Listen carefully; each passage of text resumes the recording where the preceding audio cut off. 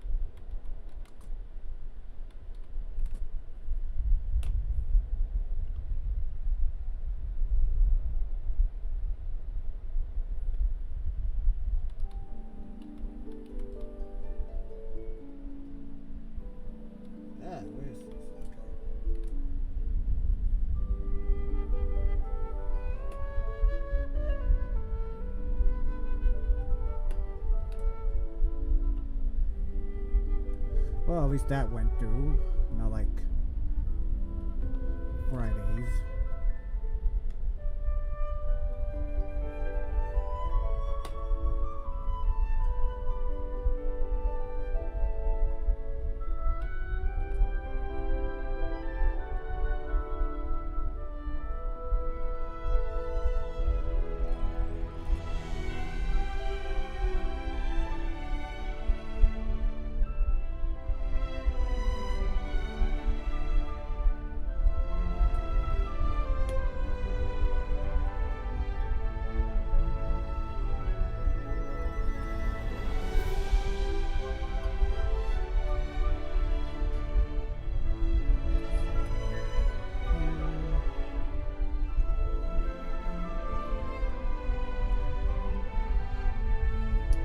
Alright, what's up guys? Another Sunday, another live stream. Even though I told myself Sundays are usually my days off from live streaming, but now I'm kind of making it, I'm gonna make an exception until things start, like I said, things start picking up at both of my jobs, or in another sense, weather start picking up as well, degrees up. Not these 20s and belows, 20 type weather. I'll accept it on the weekday though, but weekends, unless it's like they're paying a shit ton of money, then, but not for some chump change. So, brand new week. Today's February 1st. A lot of things are within this month. Black History Month. Valentine's Day is like next week. You know, so yeah. Otherwise, welcome. If I hold up, give me a second, I just realized something.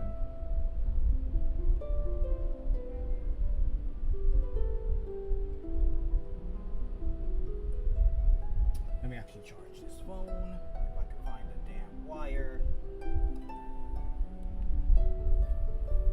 Here you go.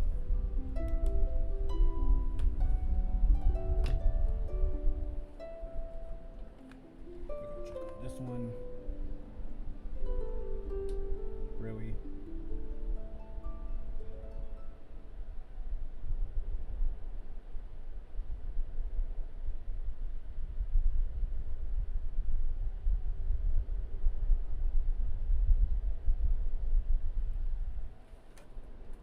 But yeah.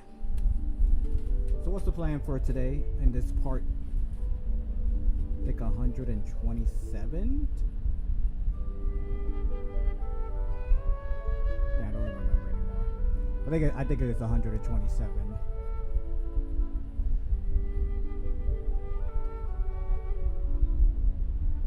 Yeah, I'm not gonna know for certainty.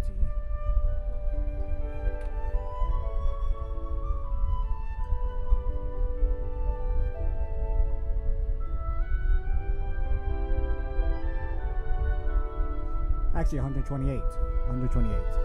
Yeah. See.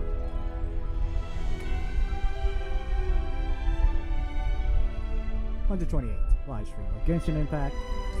What's the plan for today? We're gonna try to focus on getting still stuff for Calabina and Anefa, which means material for the weapons, material for the talent. So that means I'm gonna be probably wasting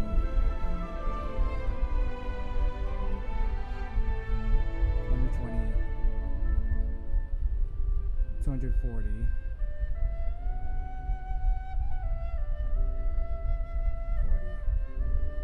360, 480 resins to do at least 3 of each weapon for both Calabina and Anefa, and then some talent material for Calabina and Anefa. At least 3 each. Then afterwards, I'm gonna decide whether I'm gonna. No, I'm not gonna do that. I'm gonna just continue on with the rest of the main story. Basically a 6.1 story, because I think the last live stream we finished the whole 6.0. So now we need to still try to catch up, because I mean it's in 6.3.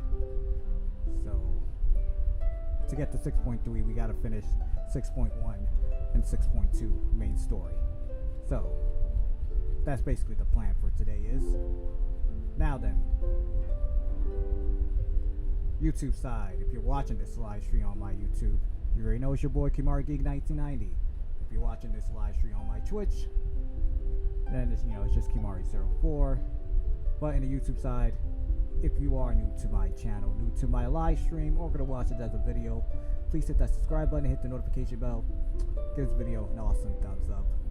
Also, I appreciate you share this video to other people, let them know about my channel, the live streams I do, gameplay recording, short reel videos, or anybody who's a fan of open world RPG type games, or anybody who is a fan of any other Horrorverse game besides this one.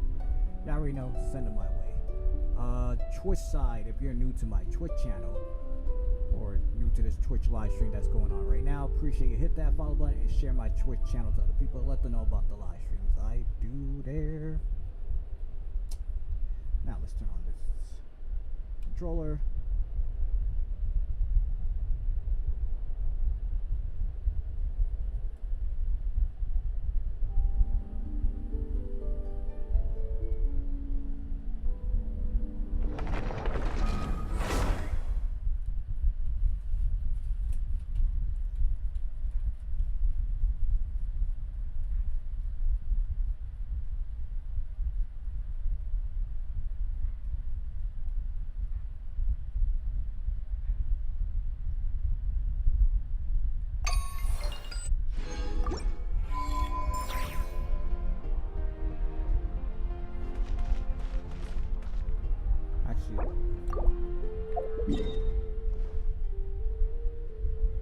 Yo, my resin hasn't even.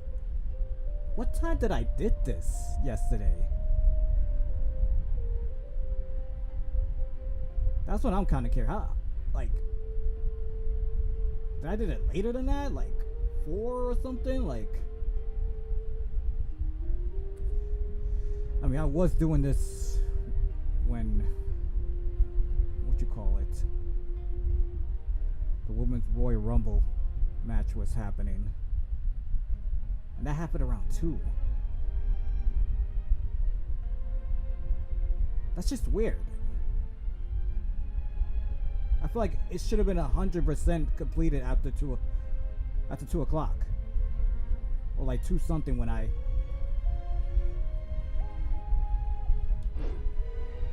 I'm telling you, bro, the slowness of recharging the resin is ridiculous. Like, that's why at times I always keep like 40 resin left, just so that, you know, I wouldn't have to deal with waiting that long.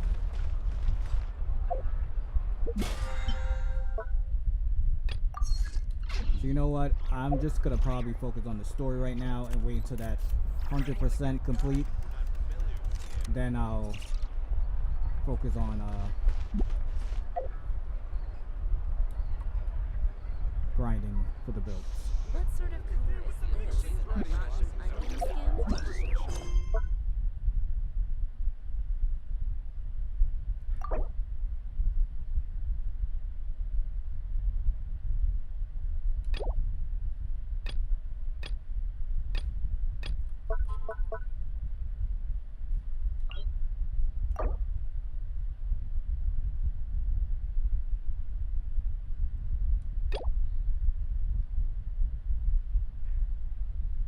Wait, why can I fucking continue the main story? Because it was saying past 2 days and then...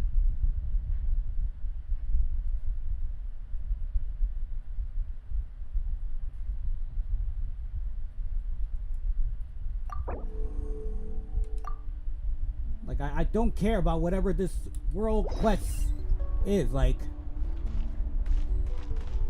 I'm annoyed by it. I'm glad they finally, like, gave us the option to skip those world quests. Bro, the amount of times that I had to do Archon quests, like Sumeru, all that shit, and I could never complete it because, oh, you gotta finish that world quest. Oh, you gotta finish that 5-star side characters shit.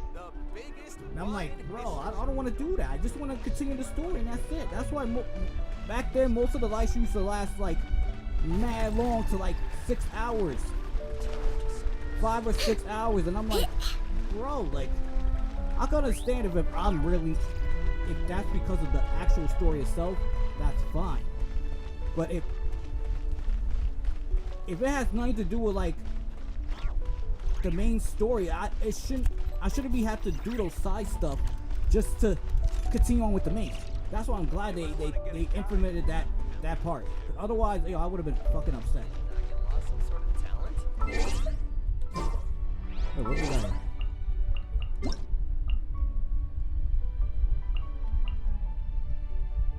Oh, I keep forgetting about that lantern, right?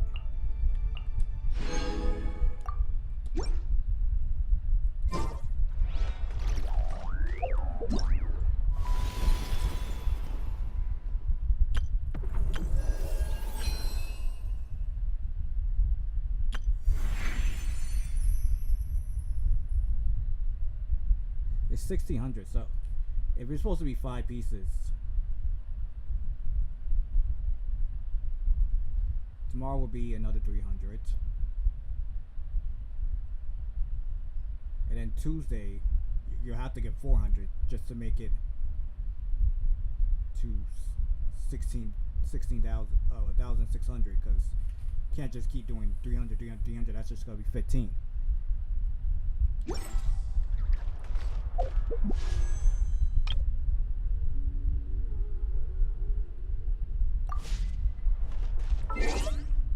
And I know I can't get shit.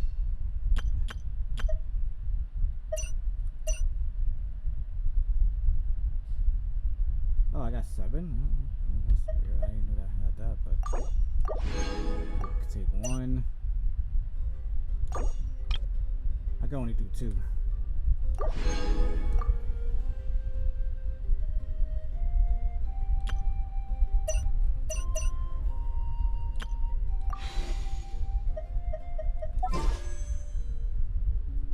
I mean, when Zambina comes, Zambine, I don't know how if I'm pronouncing it correctly. Once she gets released, I will pull, but I'm not like, how you call it? I'm not as hyped for pulling for her, but I'm just gonna do it just to do it. I'm kind of more interested when it comes to the 4-star character. But other than that, I'll still pull, but I don't get anything, if I don't get her, then I'm not gonna be angry at all. In fact, I'll just consider that me building up my pity.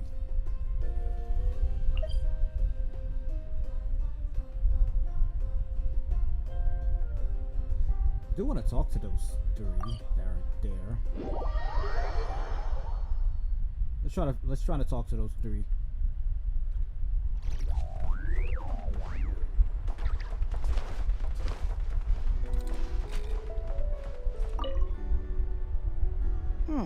This should just about do it. Traveler? Hello? I didn't think I'd run into you here. Right. I should have realized. Master Jean told me you'd be here. We just didn't know when you'd arrive. I didn't expect to run into you as soon as I set foot in Nod-Krai.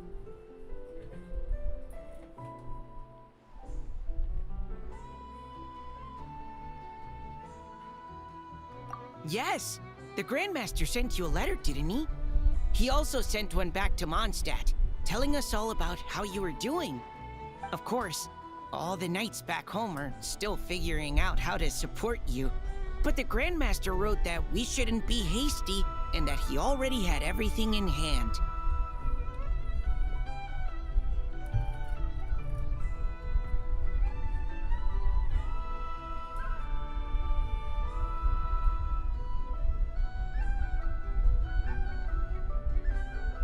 Yep, the Grandmaster's always reliable when it comes to important business. So when he says he'll handle something, we know we can count on him. But of course, if you run into any trouble, remember that the knights will always be there to help you. Feel free to come look for us whenever. After all, you're our honorary knight, a valued member of our order. Revealed. That's what Master Jean told me to tell you when I departed from Mondstadt. When Mika was released as a 4-star character. No, I think even before he got released as a 4-star character. Mika was just the shy person. Like, he couldn't even like have a conversation with our main character. And now he's like, it's natural now for him. Huh? Give me a moment. I didn't bring any sweet madame with me, but I do happen to have a bottle of our best cider. Captain Kaya asked me to bring it along. He knew you'd miss it. Guess he was right. Okay, I need a minute. I put it in my backpack and wrapped it in clothes. Oh, here it is. Go on. Have a taste.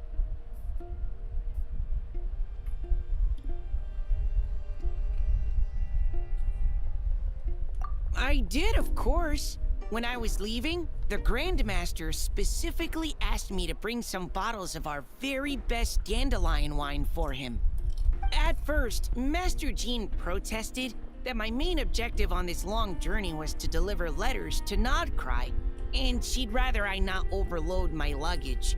She said someone else could transport it later. But after giving it much thought, I packed 2 bottles of wine for the Grandmaster anyway. Otherwise, he'd be talking my ear off about how wonderful dandelion wine is while waiting for it to get delivered. Yeah. Oh, right. If you crave fresh sweet madames and steak, do come back and visit the Knights of Favonius' headquarters when you're free. That was what Amber wanted me to tell you. And that's all the messages I have for you. I should get going. Farewell, honorary knight.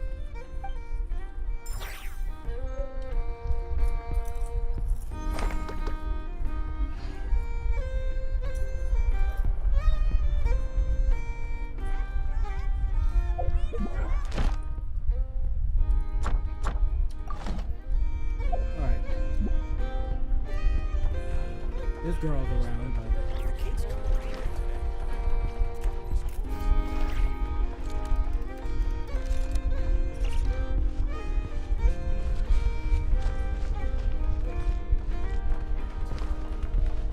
how do I get to her?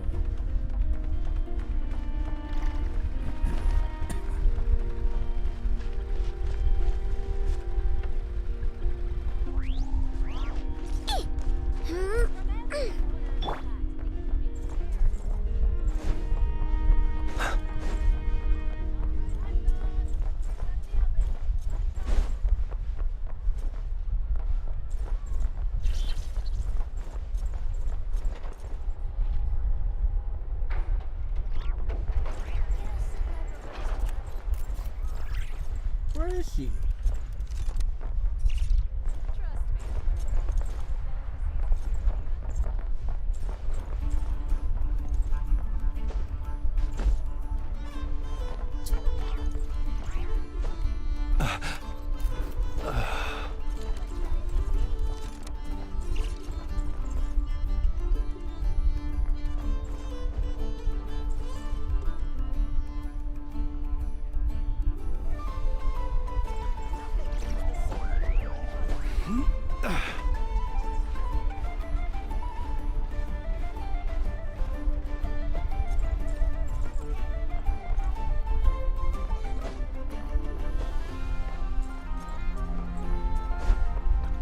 I don't see her.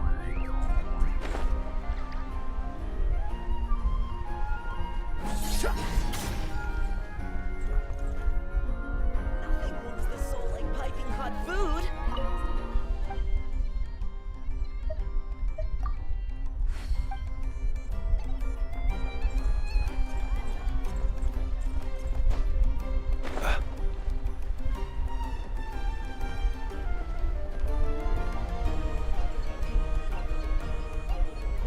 Oh, this hurts.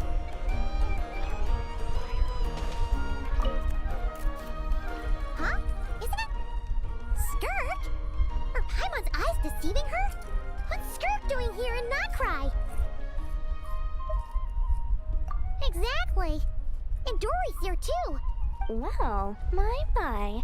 Such an exquisite radiant exoskeleton. Come, let me take a closer look, so I can make sure to offer you a fair price. Please, take a seat and rest a while.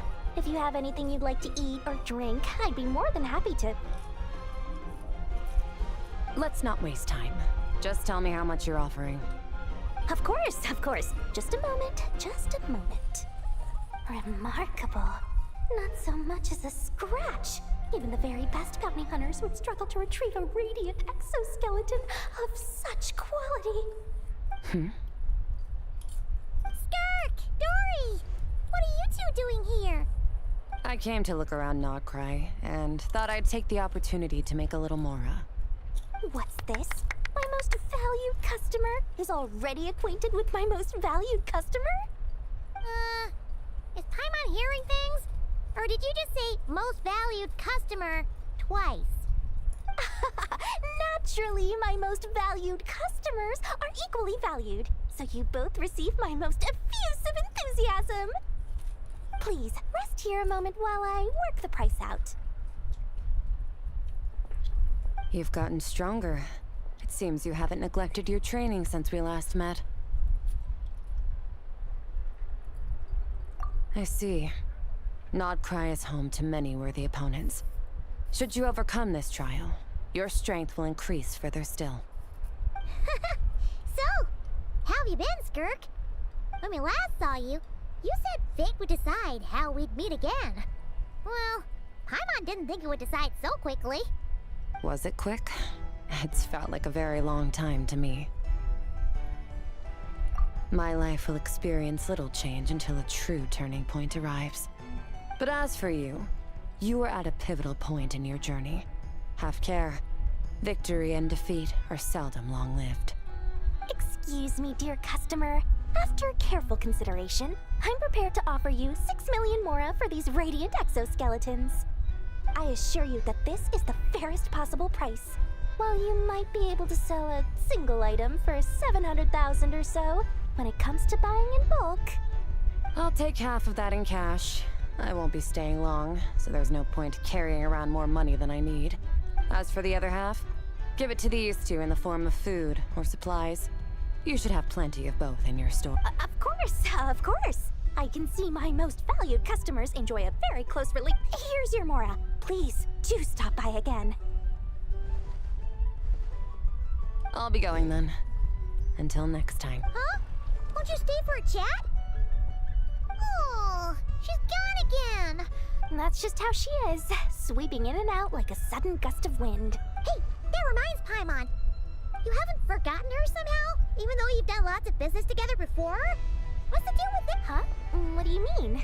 The all-knowing Lord Sangama Bay keeps every customer near and dear to her heart. Fine, if you must know, she's not really my customer, but rather a guest of Miss Alice, my supplier. Miss Alice introduced her to me, and now she drops by from time to time to do business. She's the perfect customer. She always brings Whoa! There's one suspicious-looking grin. You're not ripping her off, or... Ridiculous! A strong, mysterious customer like that who brings me valuable items? I practically worship the ground she walks. Dory's Divine Bazaar is a fair and reputable business. Now, I promised I'd supply you with food, so it's about 3 million mora. What can I find that's worth 3 million mora?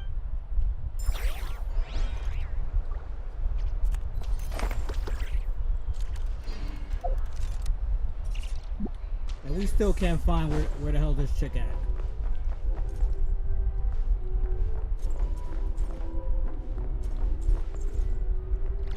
I can only think that she's probably inside here. That's the only thing I can think of.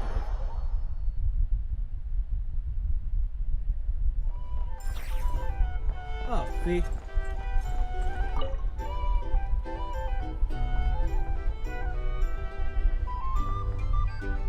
Hey, if it isn't the Traveler! Didn't expect to see you here. This surprise meeting is pretty sick. I should spin it into a tune right here.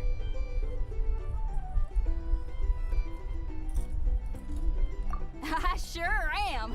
Having a ball, to be honest. Fun is where the inspiration lies. Most of my songs might be about rebellion and breaking down prejudices and all that, but that doesn't mean I have to beat a serious rhythm all the time. Too much of a downer really ruins the feel of a song. You gotta keep it bright sometimes, you know? You gotta relax and recharge. That way, you'll be ready to kill it when it's time to perform. I guess I'm hoping for some sort of unexpected breakthrough? I've been so focused on writing new material, but everything I come up with feels old and stale. I need something new. So I decided to take a holiday, to try escaping this prison I've built for myself.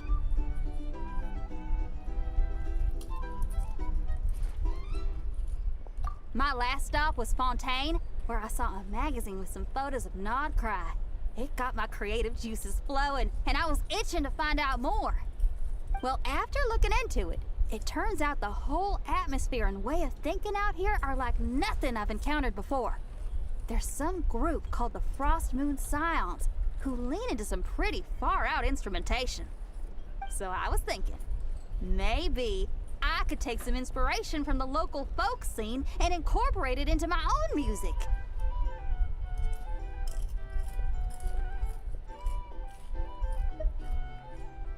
Sure!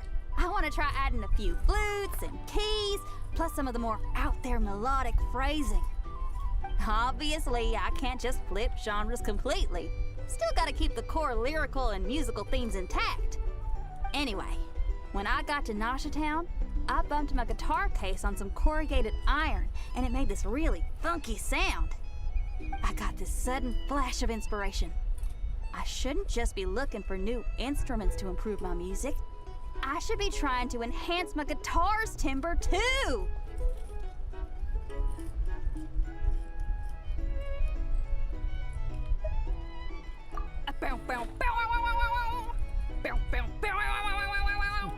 Oh, something like that. It's kind of hard to replicate a guitar with your voice, you know? Basically, I'm going for something punchy, compact, clean, and absolutely savage. If I could modify my guitar's acoustics, ramp up the compression, and add a second sound hole to boost the lower end frequencies, oh, I think I can get a sharper, more metallic sound. Thanks for the support. Oh man, my motivation's like a double bass drum going at 200 BPM right now. Give me a bit to play around with this and hammer out the kinks. I'll invite you to the official unveiling of my breakthrough sound soon enough.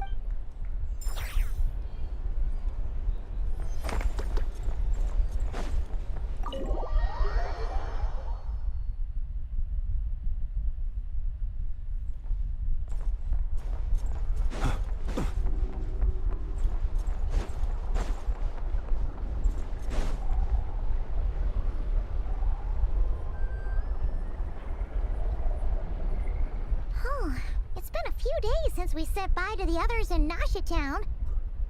Still no news about Rarer, though.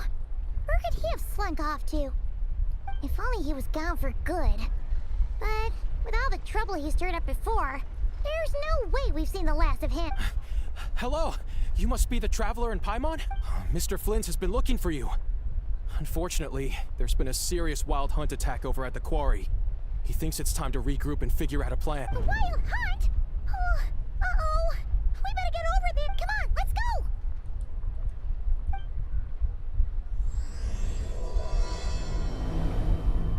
Information that doesn't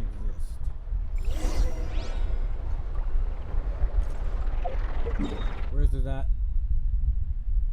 Yeah, let's have it at a location where there's no way we can reach it just right there, like.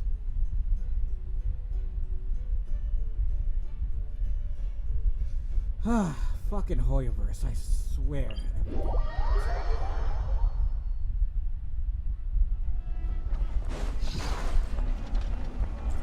If that was the case, you could have had a waypoint over there.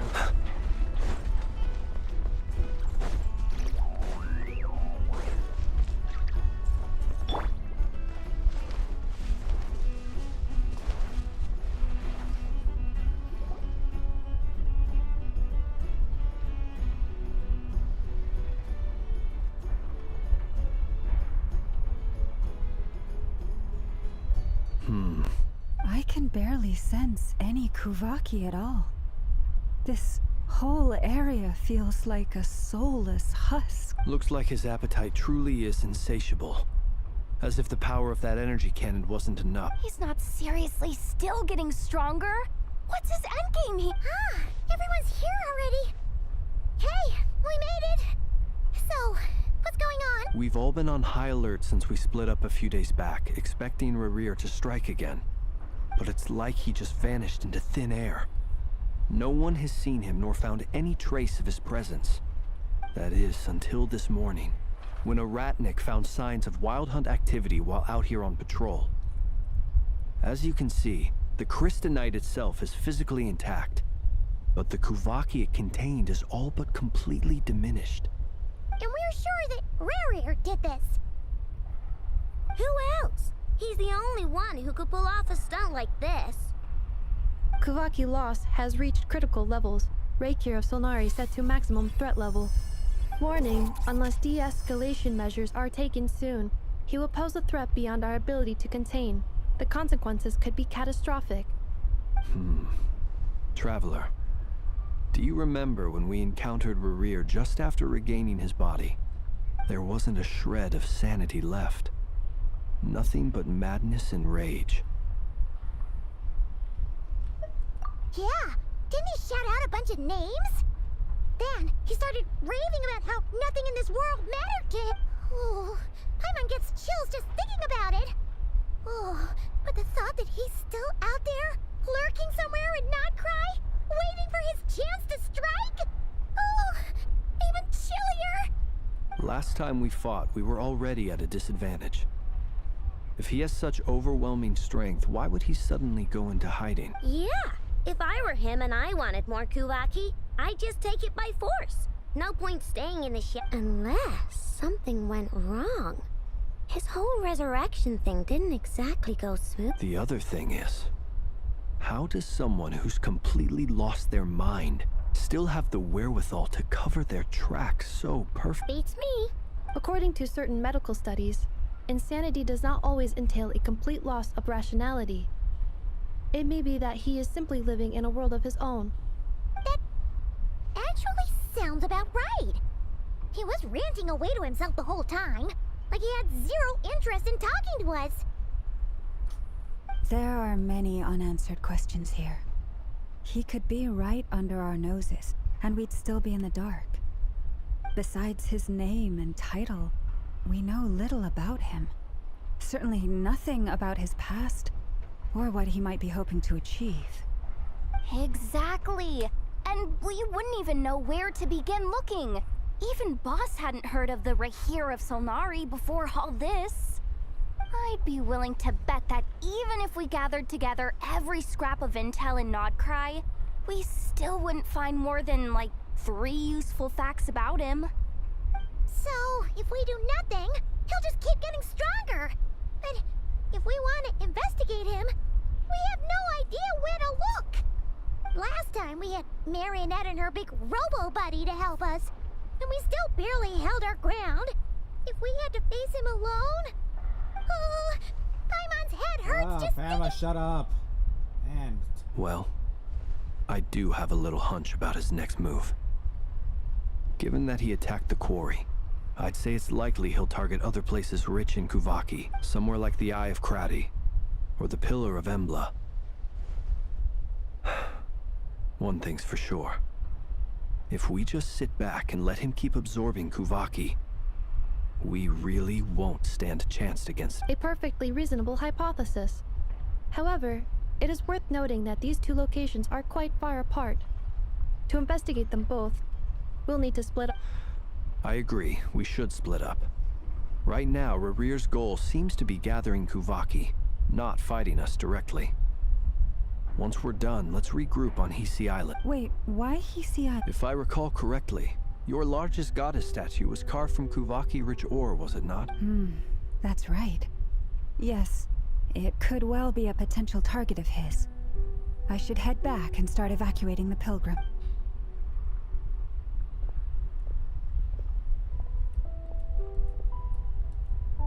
Splitting up's always gonna be risky, but I guess we don't have much choice, right?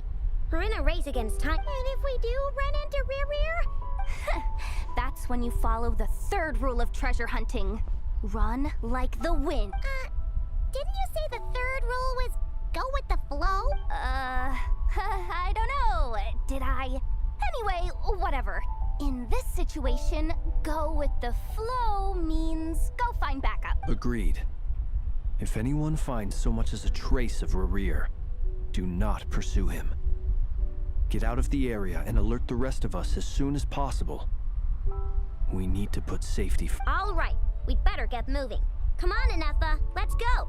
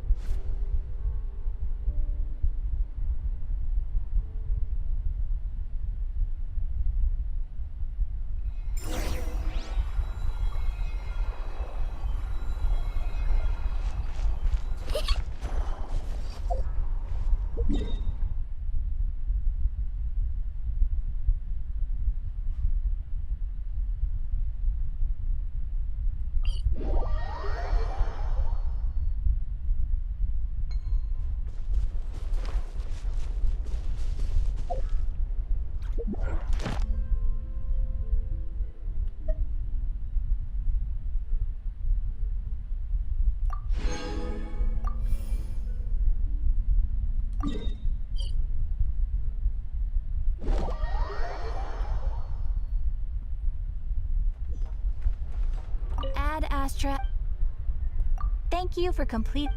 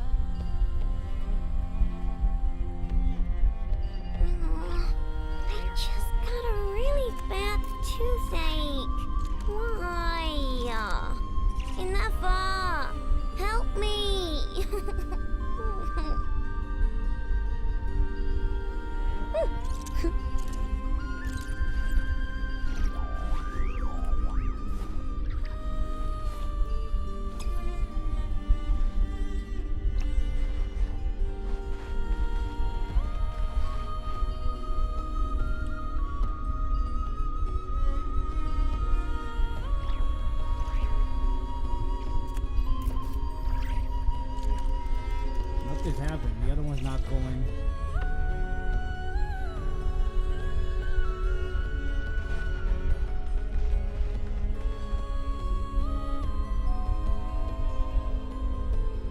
Any leads? Nope. Diddly squat. No clues to where he might be hiding. It's like he's a ghost. It feels like we're sitting on a powder keg that could go off at any second. Ugh, I hate this feeling. I'd rather face him head on than be left hanging. So, you guys didn't find anything Not loving the word either. How about you, Flint? I questioned a few Ratniki and eventually narrowed my investigation down to one suspicious individual. But by the time I got to his place, he was already gone. Almost as if he knew someone was on to him. Either that, or he's just extremely cautious and doesn't stay in one place for long. He's been biding his time for a while now. The question is, where or what is his next No idea. Since regaining his body, he seems to have lost all interest in the fragment in my possession. If he did still want it, he's had plenty of chances to All we can do now is hope that Ino and Anefa turn up some leads. Darn it, Rarir. If you've got the guts, come face me one-on-one! Wait, he's actually here? I didn't mean it! No, it's coming from Silver Moon Hall. The Lady Kutar might be in danger. Let's get over there, quick!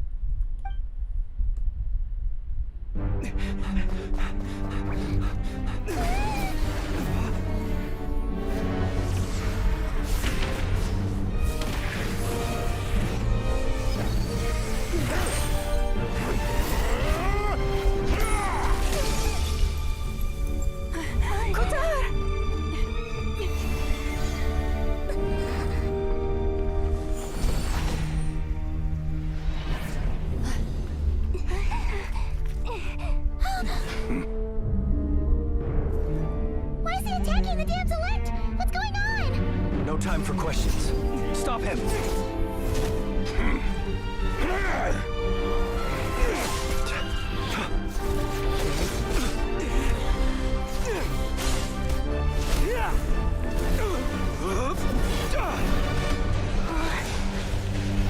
This is insane.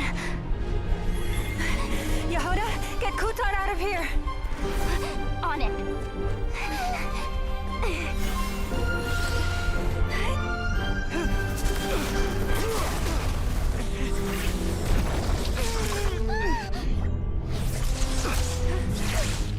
Look where your feeble light has gotten you. Now, you shall plunge into darkness. Thalindus, soon, I will find a way. Watch out!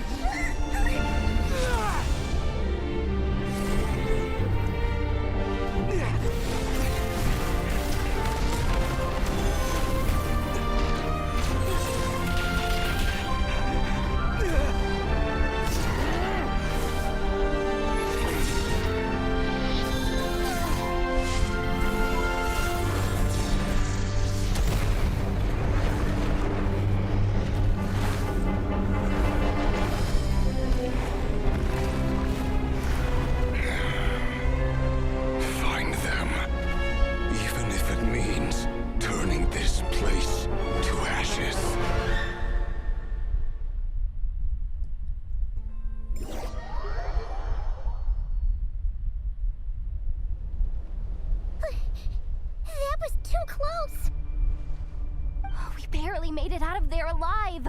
What's that guy's deal? How'd he get so crazy strong? He's a threat to this entire nation. I doubt his strength could even be measured by conventional standards. I have a question. When me and Anefa showed up, we saw him chasing after this lady like he wanted her dead. What was that all about? We weren't there for the whole thing either. They were already duking it out by the time we arrived. Yeah, we didn't see how it all started. It all escalated so quickly, we had no choice but to step in. Kutar, can you shed any light on the situation? Kutar. Cross-checking database. I see. So you're the one that the Frost Moon Scions refer to as the Moon Goddess? Wait, she's the Moon Goddess? Oh, no wonder she looks just like all those statues. There are many reasons why people might worship the moon. And just as many why they might despise it. I've never met that person before. But there was no mistaking his deep-seated hostility towards me. Why he holds me in such contempt, I cannot say. But since he hunts the power of the moon, it's no surprise that I am a dark... Kutar. There are many potential motives. For instance, you help the traveler escape his grasp. This could be his way of taking revenge. It is also possible that he covets the Kuvaki inside you, and seeks to take it for his own. The list goes on, but right now, devising a counter-strategy should be our #1 priority. The likelihood of this location being discovered is close to 100%. A counter-strategy? We don't stand a chance against an enemy like this. Surely our only option is to run. He's not gonna chase us to the end of the world, right? So as long as we can sneak out of Nod-Krai... no, I can't say that. Come on, Yehoda. This is serious stuff. You can't suggest we all just chicken out. Running is our only option. Huh? You seem surprised. But what other choice do we have? We are facing an enemy we cannot possibly defeat in battle. Well, I mean, yeah, but... It's not too late. I can distract him, so you have plenty of time to make your escape. Wait, what? You're gonna act as... Doesn't that make sense? I'm the one he's after. There's no need for you to risk your necks on my behalf. A coyote doesn't stop for bypassers while it's howling at the moon. What is it, Lum? The Frost Moon Scions have already grown accustomed to life without their goddess. My presence here is no longer essential, and this is not my home. So you needn't ask me to stick. We can't just roll over and let him get away with this. That's not our style. Yeah. We can't just call it quits after everything we've been through together. Besides, she pretty much saved my life back there. If I just ditched her now, I'd never forgive myself. We can't overlook that you have saved our lives multiple times now. To talk of returning the favor would be a little crass for my liking. But suffice to say that we are friends, and friends look out for one another. Rira's true objective remains unclear. Even if we were to sacrifice Miss Kutar, there's no guarantee he would stop. But... Kutar, I know why you left the Frost Moon Scions so long ago. It was because people started treating prayer as a form of trade. They would make self-centered wishes, force you to accept meaningless offerings in return, and then expect you to perform miracles for them, as if that were their entitlement. If it were me, I might have walked away too. But I believe that time can change everything, and that sometimes it takes losing something precious to appreciate its true worth. After much reflection, I've realized that this was never about whether the Frost Moon Scions need you. Any relationship based on need is purely transactional. What I truly hope is that you'll choose to stay, not out of obligation, but as part of our family. You were born here, and now you've returned. Who knows? Perhaps it was the moonlight that guided you home. Thank you, Lauma. But my power is on the wane. I'm afraid I will be of little use to you now. Very well then. I'll do as you say. Those times you saved us, we were transported across great distances in an instant. Is that one of your powers as the moon? It is, but I find it very draining. I barely managed to pull it off just now. And it will be some time before I'm strong enough to do so again. Rejected by the world. My power is dwindling. Like a lake, cut off from its source, slowly shrinking away. Now, it has almost run dry. What do you mean, rejected by the world? The 3 moons belonged to the ancient bygone era in which they came into being. From the moment I was born, the world itself has been steadily sapping away at my strength. The 3 moons are not one and the same. As the goddess of the Frost Moon, I cannot wield the powers of the other 2. Yet moonlight has a way of blending together. Each can reflect the other's glow. So when our fingers touched, I was able to restore my strength by drawing Kuvaki from the Eternal Moon's marrow. But this method of recovery is painfully slow. If only we could find the... It's the Wild Hunt! Even faster than we expected. We'll have to finish this conversation later. See how those Wild Hunt creatures are running away from us. They're likely just a scouting party, which means Rerir won't be far behind. Then what are we waiting for? Let's get the heck out of here!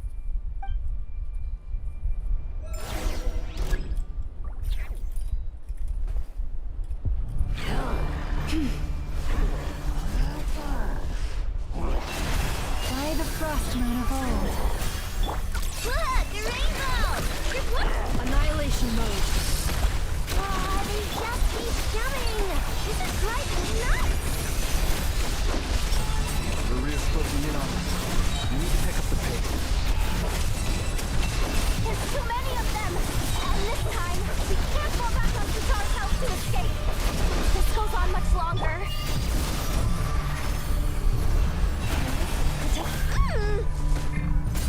Being done! Weather bomb! Sheila! Defensive mode engaged. Preparing for Duska. Beware the creatures of the night. Observe. Close your eyes.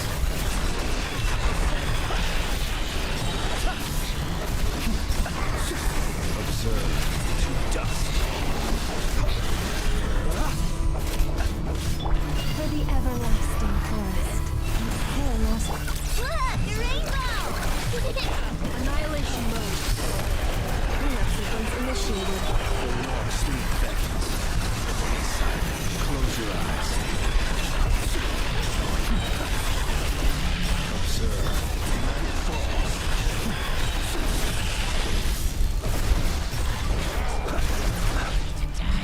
By the Frost Moon of old. Leave this place. Being done! Weather bomb! Be silent.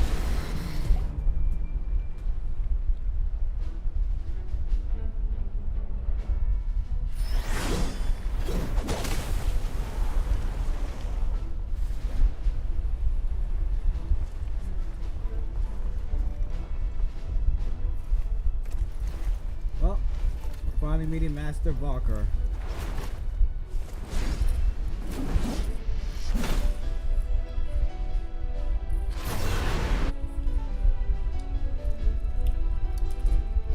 What's the matter? Bit off more than you could chew? Hold up! How are you? Uncle Varka! You're back from Amspartnir? Whoa! You're Varka? Grand Master of the Knights of Favonius? We could save the intros for later. Right now, let's get you all out of this hellhole. Follow me. I know somewhere you'll be safe. Oh, is that where I think it is? That's the one. Come on, move! There's no time to waste.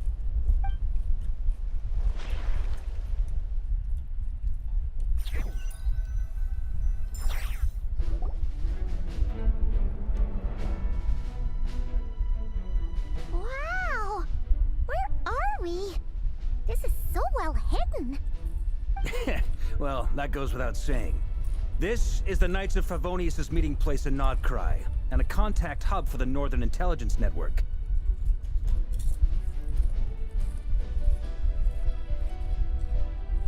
AKA the black market of intel.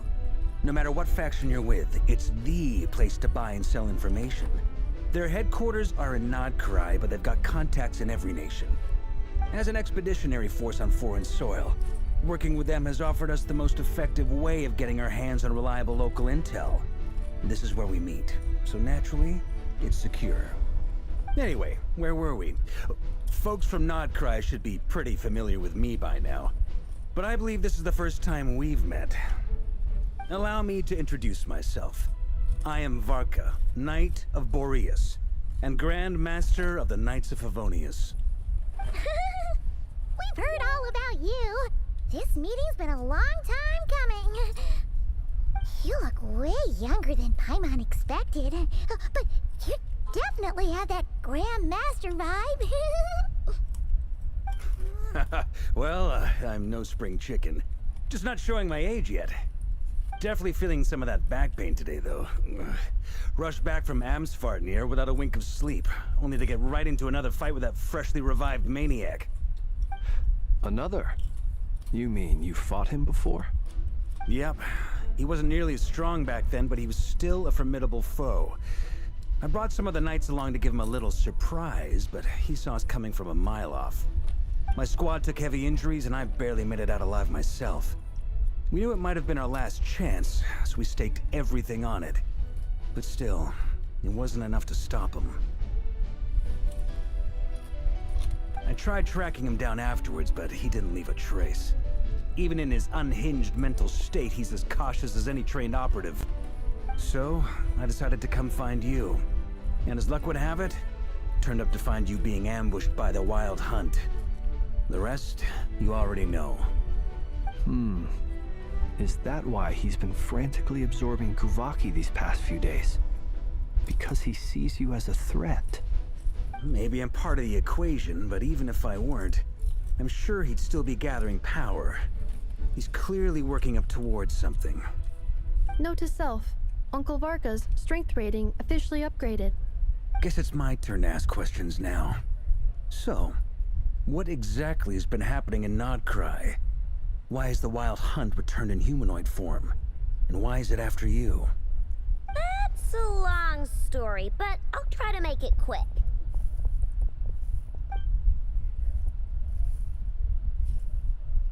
Wow, I had no idea so much had happened. Sounds like you guys have really been through it. So, the Kutar is actually a Fatui Harbinger. And all this Wild Hunt activity in Nod-Krai is the work of the Raker of Solnari, one of the 5 sinners. That's a lot to take in. Need some time to wrap my head around it all. I'm truly sorry, Mr. Varka. You stood with us against the Wild Hunt, and did everything you could to stop it from escalating into a full-blown catastrophe.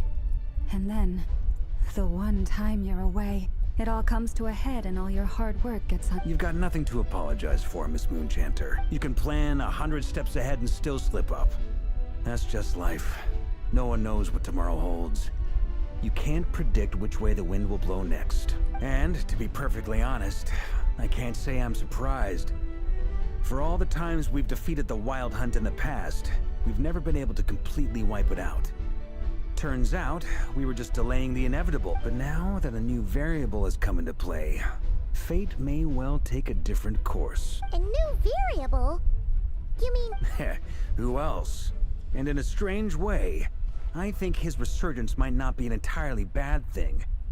The Wild Hunt is like an unrelenting force of nature, but Rerir is an individual with an agenda.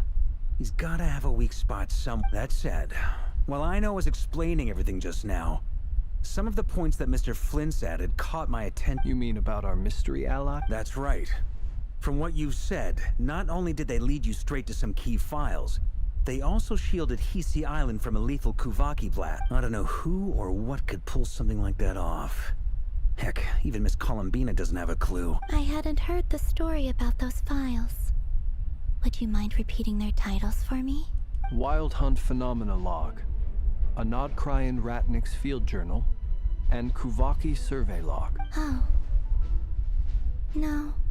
Still doesn't ring a bell. Another dead end.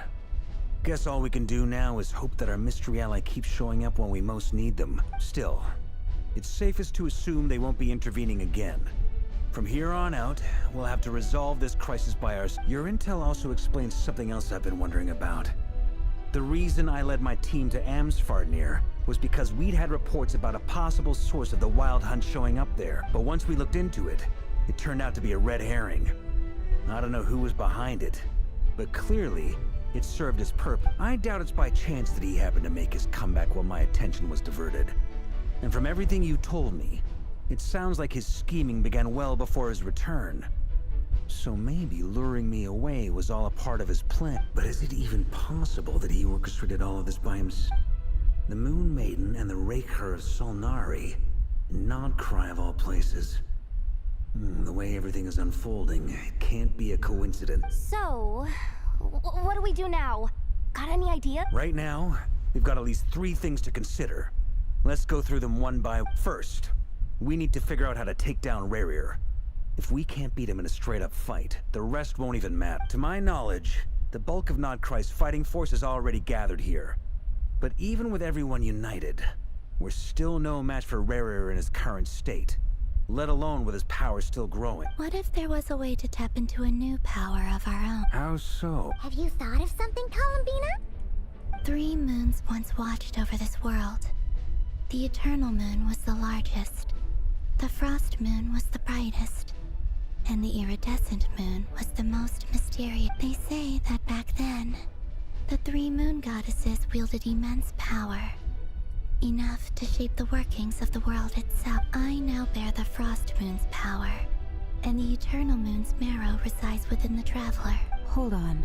Are you suggesting... The iridescent moon. The last piece in the puzzle. That's right. If we can find the Iridescent Moon's marrow, I will be able to regain my strength much more quickly. The 3 moons are said to stir the tides and illuminate all things.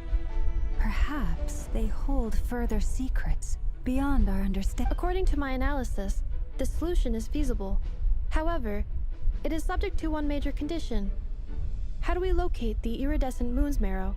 I know a way, but we will need to visit the Fatui's Experimental Design Bureau. The Experimental Design Bureau?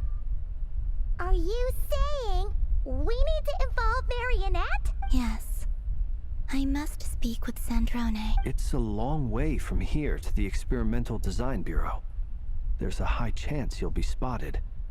You shouldn't go alone. Then that's settled. Next up, our second priority.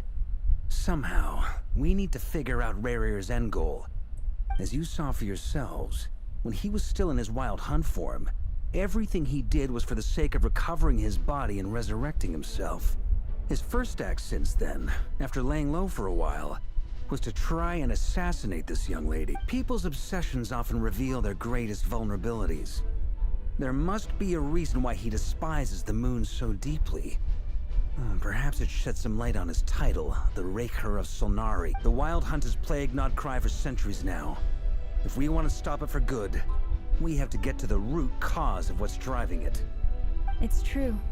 We still know very little about him. If Kutar hadn't given us that lead, we wouldn't even know his name. But where would we even start? I doubt even the Intel Queen of Nod-Krai has a clue. And she has info coming out of her ear. Oh? That's a rather hasty conclusion for someone who's so painstakingly meticulous when it comes to dealing with machines. Ah! She hurt me!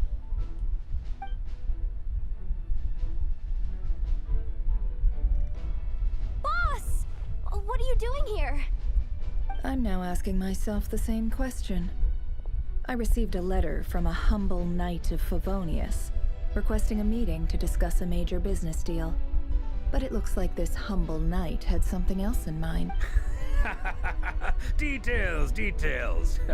Miss Neffer, the important thing is that you've arrived at the perfect time. Since his failed ambush, I've been racking my brains trying to come up with a plan to fight Rerir. Given the severity of the situation, I think it's fair to say that our only chance lies in uniting as one. And I'm talking all the factions in Nod-Krai. We can't do this without the Curatorium. But I knew it'd be a tough job to win you over. So, I took the liberty of reaching out for a little chat. Wait a sec.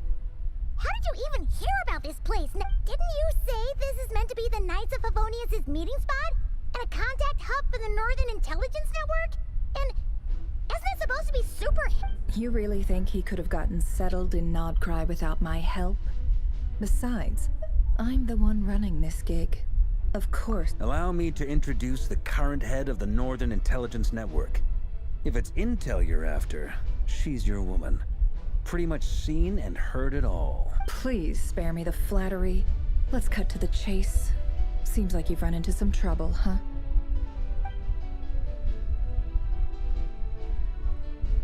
Well, this certainly qualifies as an unforeseen crisis. On behalf of the Curatorium of Secrets, I wish you all the best of luck.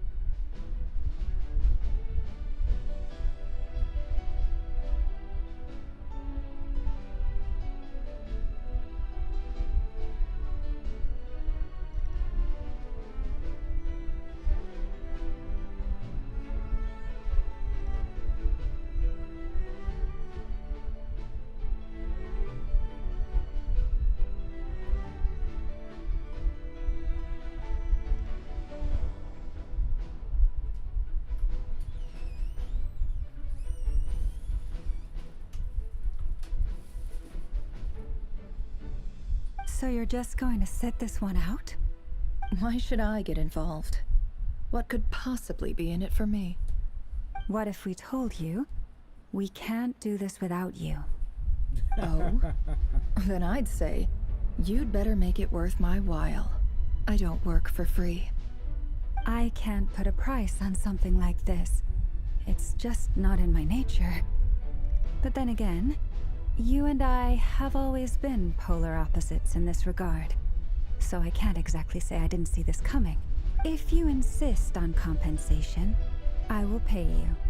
Consider this a formal commission. Sound fair? You just don't give up, do you? Too bad.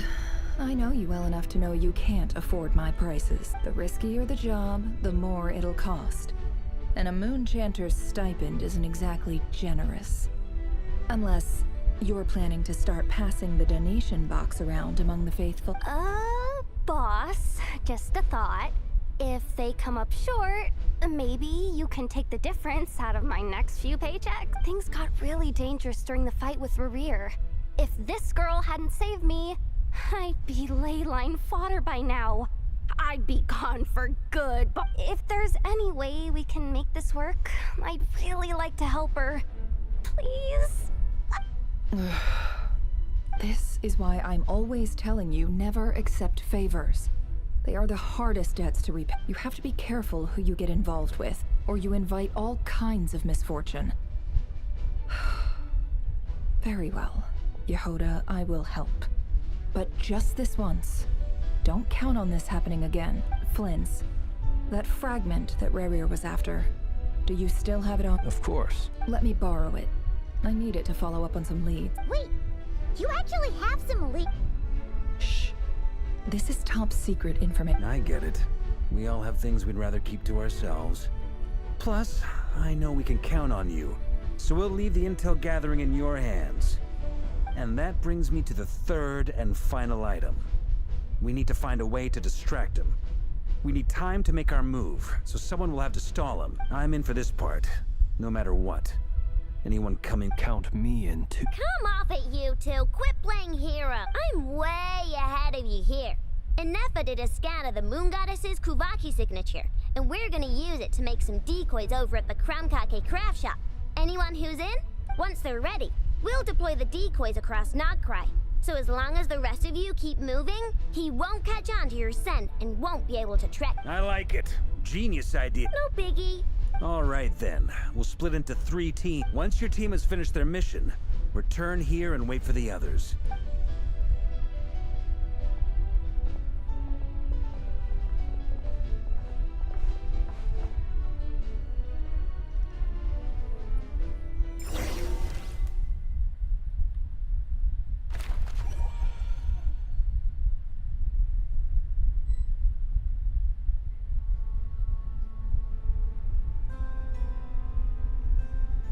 Lady Damselette.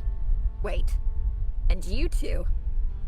What are you doing at the Kuvaki Experimental Design Bureau? We've been doing our best to mind our own business lately. But if you're just gonna waltz up here like this, you're seriously pressing your luck. Don't blame us for doing what we have to. You really think that's gonna scare us? We're not looking for any trouble. I just want to see Sandra. Do I need to remind you that you're still a wanted fugitive for deserting us out of consideration for our former ties and the crisis we're all up against? We'll let you leave in one piece. But don't even think about trying to get inside. Let them in. But... Are you going to make me repeat that? No, my lady. Sandrone seems to be in a good mood. Must be maintenance day.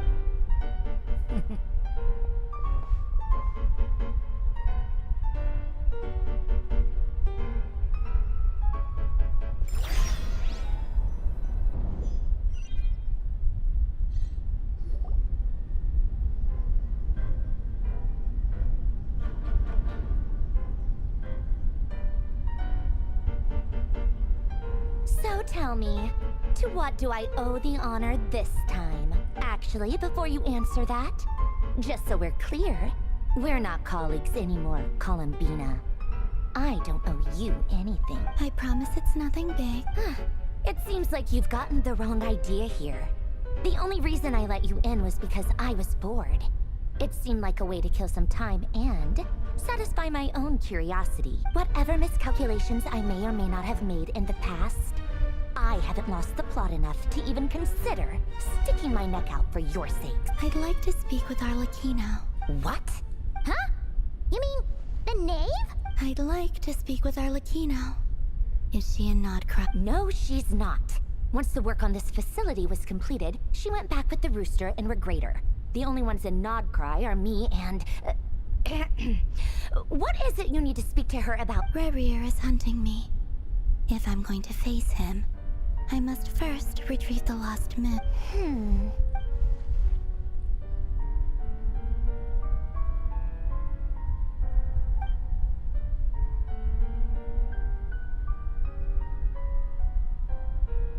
Is that a no, then?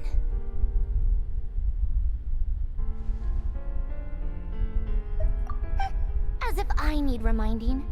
I was this close to settling things with him before someone decided to whisk me away to their weird little garden. Have you held any tea parties lately? Tea parties? Yeah, obviously. You don't seriously think we'd pack it all in just because you aren't here. If anything, they've been more eventful than ever. Just me, Arlecchino, and a bunch of insolent and sensitive guests who won't stop asking where you've gone. Oh, they've been a real joy. I bet you served them the worst tea you have. Just like you used to do to me when I upset you. Who cares about how good the tea is when there's no one around to drink it? I keep losing people. First Rosaline, now you. I'm running out of people who can make me laugh.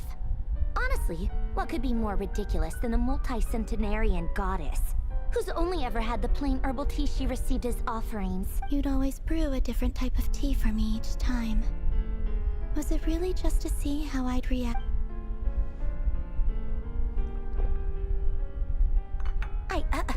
Well, duh. Why else? Watching you squirm was practically my only form of entertainment.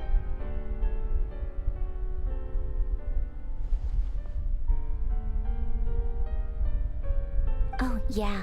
And Capitano sometimes used to bring Tartaglia around too.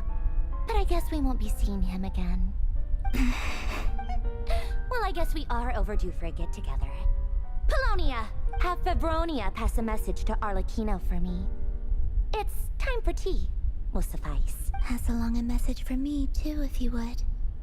My body cannot contain the marrow of 2 moons, so I'll be leaving one of them in her care. Excuse me? Who said you were on the guest list?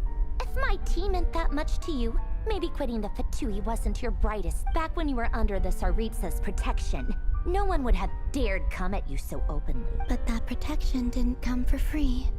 In fact, I paid dearly for it. At the end of the day, it was just another transaction. I just got tired, that's all. I never wanted any part in their grand ambitions, and I've had enough of being treated like a bottomless supply of power. It brings back memories from the old days, when I was still worshipped as the moon goddess. Centuries on, it may be a different group of people, but I see the same greed in their eyes. I figured you'd leave eventually. You didn't have as much of a reason to stay as I do. The Tsaritsa gave you shelter and protection, but that was it. Nothing more, nothing less. Meanwhile, the Fatui demanded everything from you in return, until it was more than you could bear. I get why you left. And frankly, I have no interest in dragging you back just because the higher-ups told me to.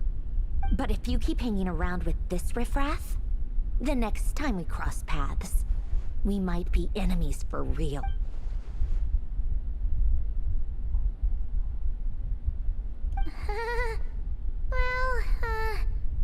Guess that's our cue to leave.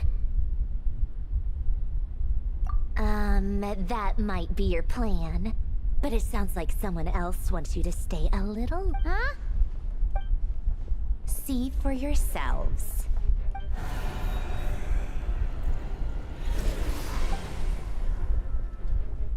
My lady, it's the Wild Hunt.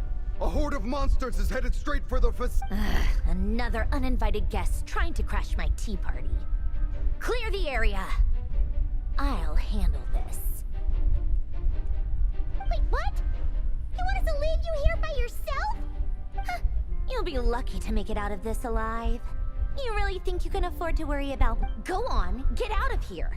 You may have stopped Polonia from crushing him last time, but I've made sure that won't happen again.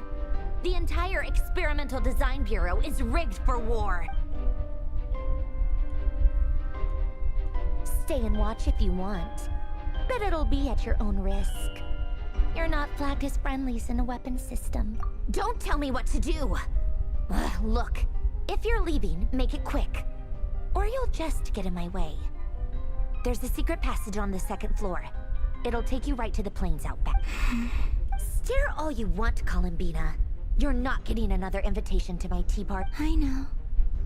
But thank you anyway, Sandrone.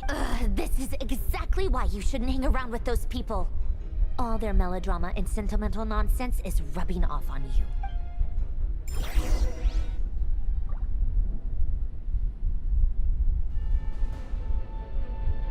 Come on then, Mr. Ray here.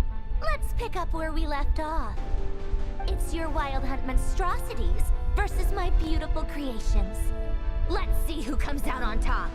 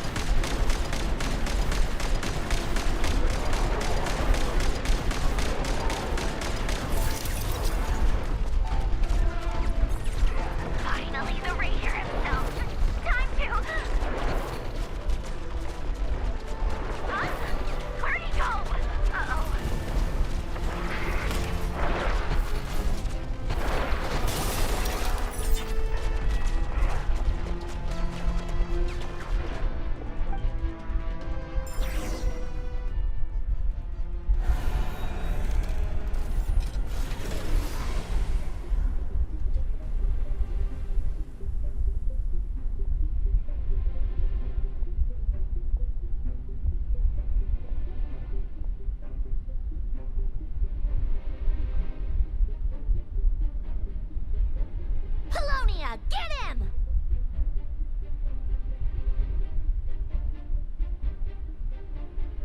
I've upgraded Colonia again since our last encounter, and uploaded every last scrap of your data. So let's finish this, once and for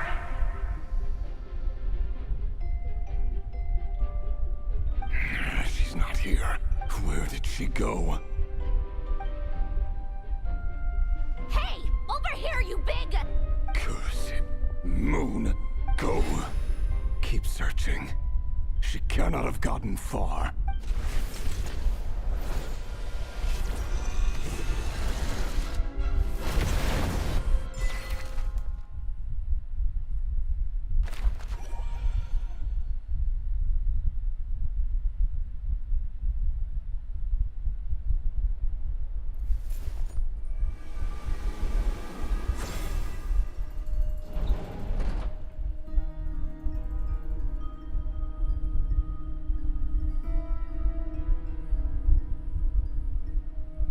So this is your method for investigating Rarir's past. It almost looks like some kind of ceremony. Good deduction. But it's quite a different affair from what you're used to with the Frostmoon Scions. Whoa! First time I've ever been in here. Boss always said it was off limits, so I pictured some kind of creepy dungeon. But it's actually kinda nice. Oh, I guess this must be Sumero decor? That's where Boss is from. And that nice shopkeeper who sold me my treasure compass.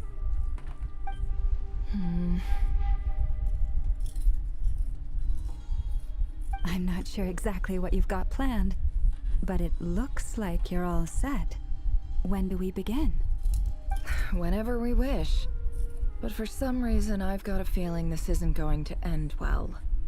I've never faced Rarir myself, but from what you've told me, his power is beyond anything I could imagine.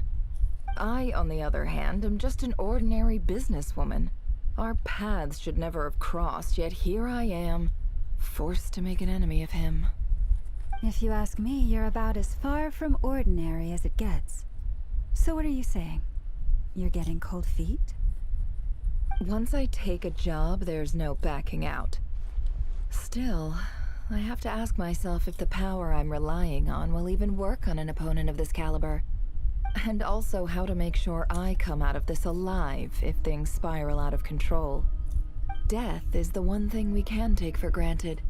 It is the great equalizer, however fortunate or unfortunate we may otherwise be. So it's important to consider how to spend what lifespan we have left. Come on, boss. Lighten up. Quit talking about death. It's bad luck. For once, I agree with you. When you're up against a foe like Rarir, there's no such thing as being too prepared. Is there anything I can do to help? That won't be necessary. I've already made up my mind. Time to cash in a precious favor I've been saving for a rainy day. Yehoda, I need you to find someone for me. The sooner the better. Eh? Find who? That shady merchant who sold you an overpriced treasure compass the other day. Come on, boss. You're pulling my leg again. In what way is she shady? She showed up when I was completely lost and sold me a neat little gadget that was exactly what I needed. Trust me, she's a good person. Anyway, I know who you're talking about. Don't go anywhere. I'll be right back.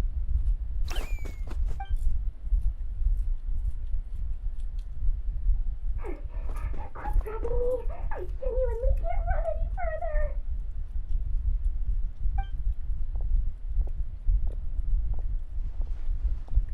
Hey, aren't you?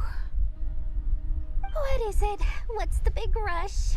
You dragged me out of a dream where I was literally swimming in Mora. I'm charging double my usual attendance fee. See, look how easygoing she is. After that rude awakening, she could have completely snapped at us.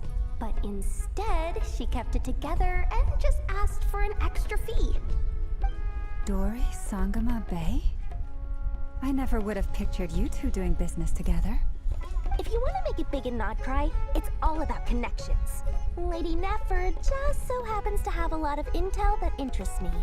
And she also did me a big favor in the past. It was back when I first arrived in Nod-Krai. My trusty assistant, the genie in my lamp, had an adverse reaction to the Kuvaki and fainted. And when you know it, that's when I suddenly find myself in a life-or-death situation. Good thing my compatriot was there to swoop in and save the day.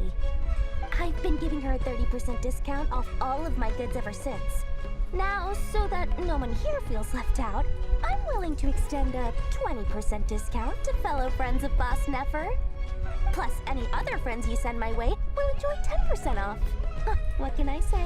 The great Lord Sangama Bay is nothing if not generous.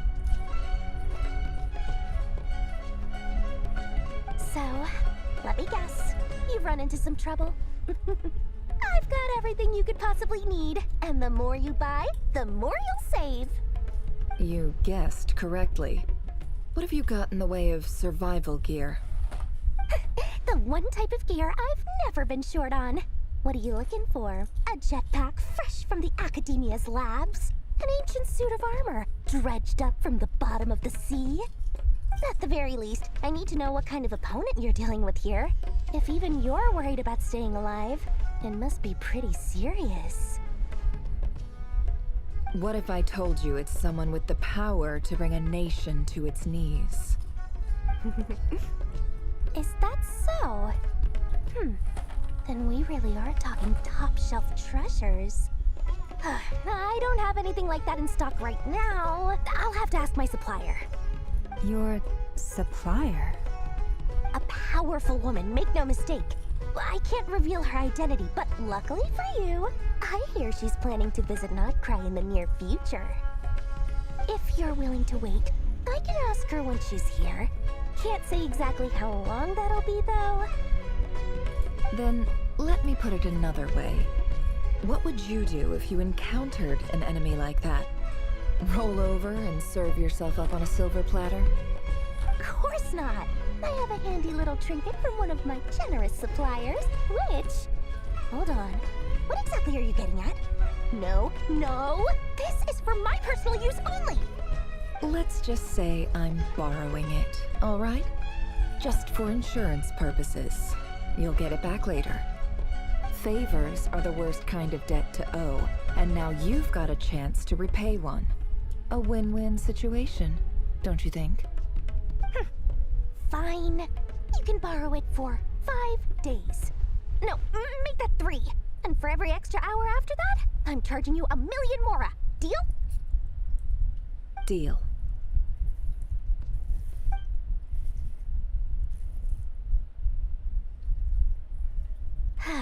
What a way to start the day. Now, was there anything else you wanted? Or can I go back to bed now?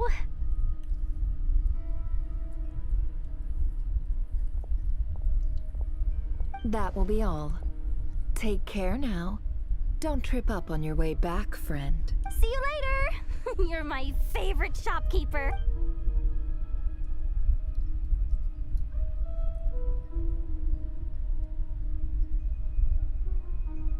Excellent. Everything is well and truly ready. The ceremony can now... After initiating the ceremony, your minds will follow me wherever I go.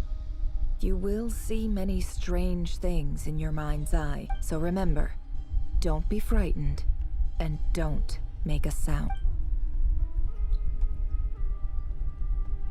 Now then, let us peer into the Raker of Solnari's past.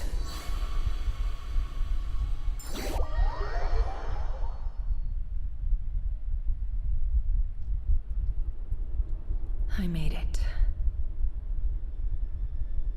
I don't recognize this style of architecture.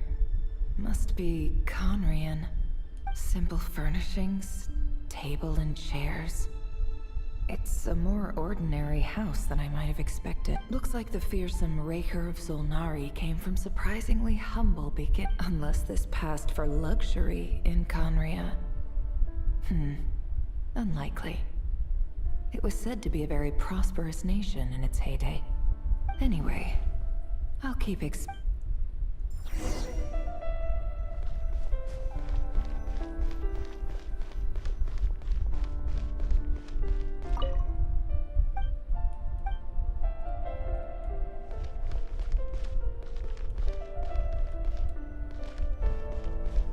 you can't jump.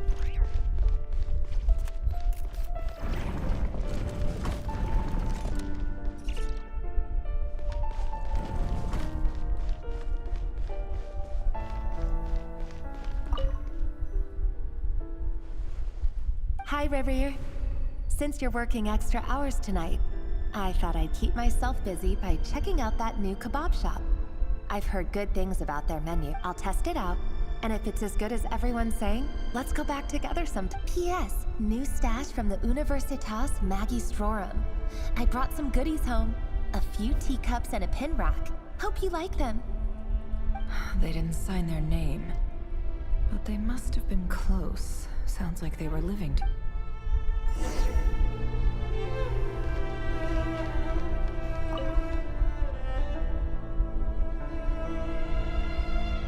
I went over to Joseph's for drinks today. They have a fine collection, but I went alone. Felindus was tied up with something and couldn't make it. Joseph asked why I came alone, but I didn't really have an answer. He then went on to ask about other things. If you ask me, someone who asks that many personal questions is too nosy for their own good. But if he invites me again, chances are I'd still go. Felindus. That's the same name Rerir mentioned. Crane imports keep falling. If things don't pick up, we'll soon be back to meat and mushrooms only. Honestly, I'm not a huge fan of that new type of mushroom everyone's been into lately. Didn't it start out as a lab-grown variety? I heard it's even mildly corrosive. Seriously, why would you even eat? I don't care if it's an impressive feat of alchemy. That just isn't the kind of thing I like to eat. Grain has to be imported, and they're eating a diet of mostly meat and mushrooms. Could it be because Conria is underground, so it doesn't get much sun? That would explain why they use so much stone in their build. They even use alchemically modified strains for food. Seems like the people of Conria don't have many options when it comes to dining. I've just about saved up enough now. Time to buy it and keep it somewhere safe. Making a big purchase. I wonder what it is.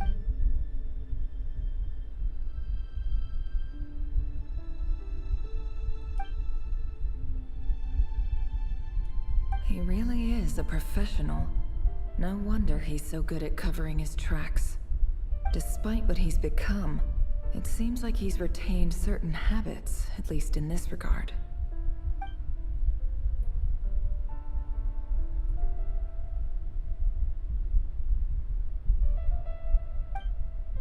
Did Rerir rip it out himself?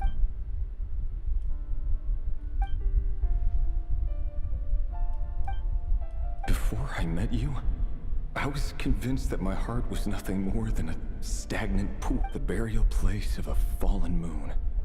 A withered, windless grove where the waters rested forever unripped. It was you who helped me see that my heart hadn't entirely withered away. That it could still beat to the rhythm of love. This is just trivial sentimentality from the looks of it. Why would he go to the trouble of hiding that? The burial place of a fallen moon.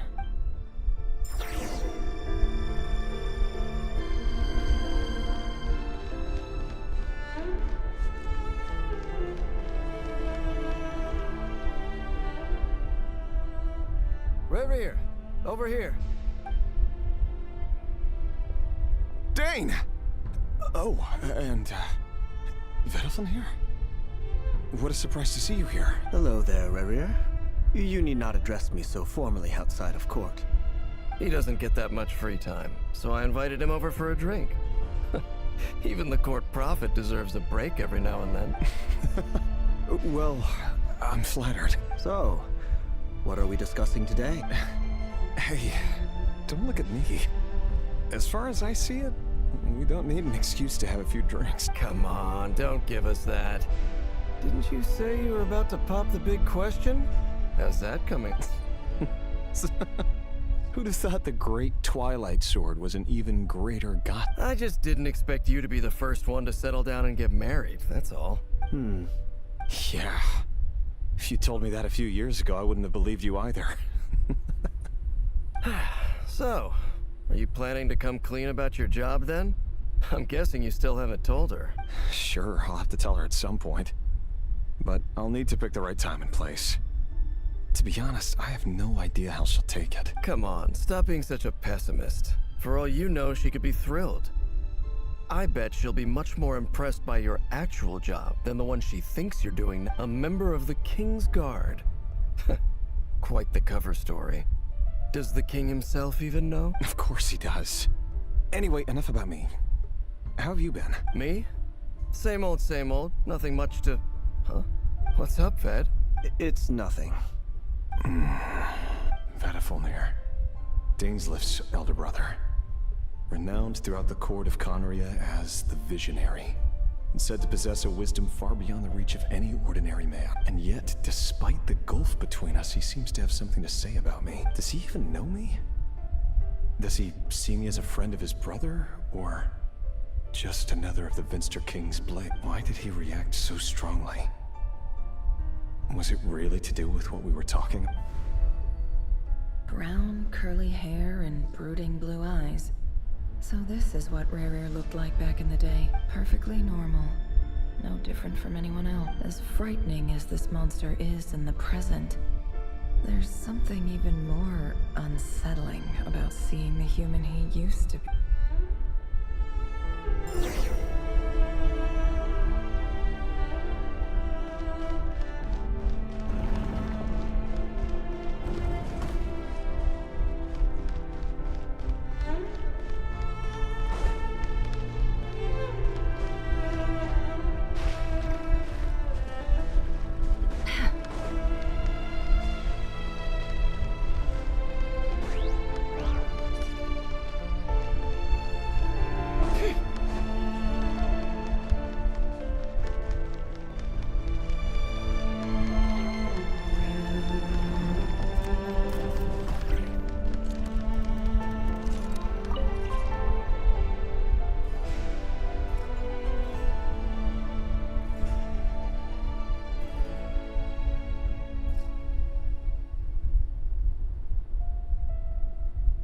Felindis?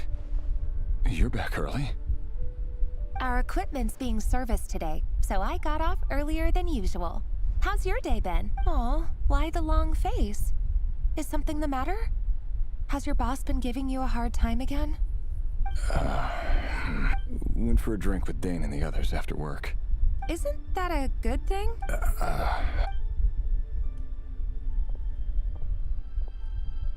Vedifulnir showed up today, too. You know, Dainslif's older brother. Ah, Mr. Vedifulnir. Yes, I've heard of him. They say that everything he says ends up coming true. He overheard Dainslif mention that I'd recently proposed, and seemed to have an issue with it. But when I asked what it was, he kept it to himself. So, you're worried? You can be such a child sometimes, Rever. We're nobodies. Why would the Visionary be concerned about us? I'm sure someone in his position has much bigger fish to fry. Maybe you're right. You worry too much, Rever. We've been together for ages now, and everything's been going so well, has it not? You've even proposed to... So, you do remember. Tell me then. What's your aim? Like I said, I need some time to decide. You can't just rush into things like this. We may be nobodies in the grand scheme of things, but if we want things to work out, we've still got to plan ahead. I never heard of it. All right. I gotta think about it. Take your time. Just don't keep me waiting forever. Nobodies. Sounds about right.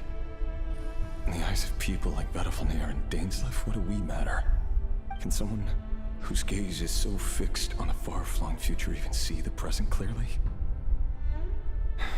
Besides, the dynasty's fate rests with the king and his inner circle. Whatever I do, it won't make much difference. Meanwhile, every idea they come up with and every decision they make, it affects everything.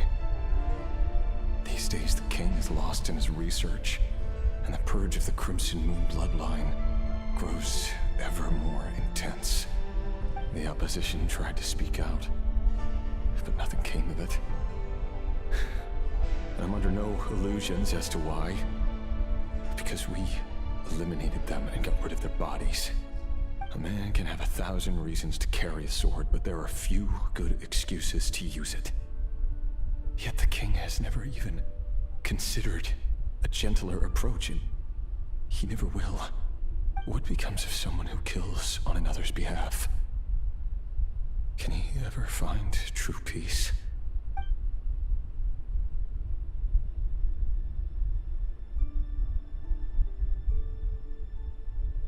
Thelindis,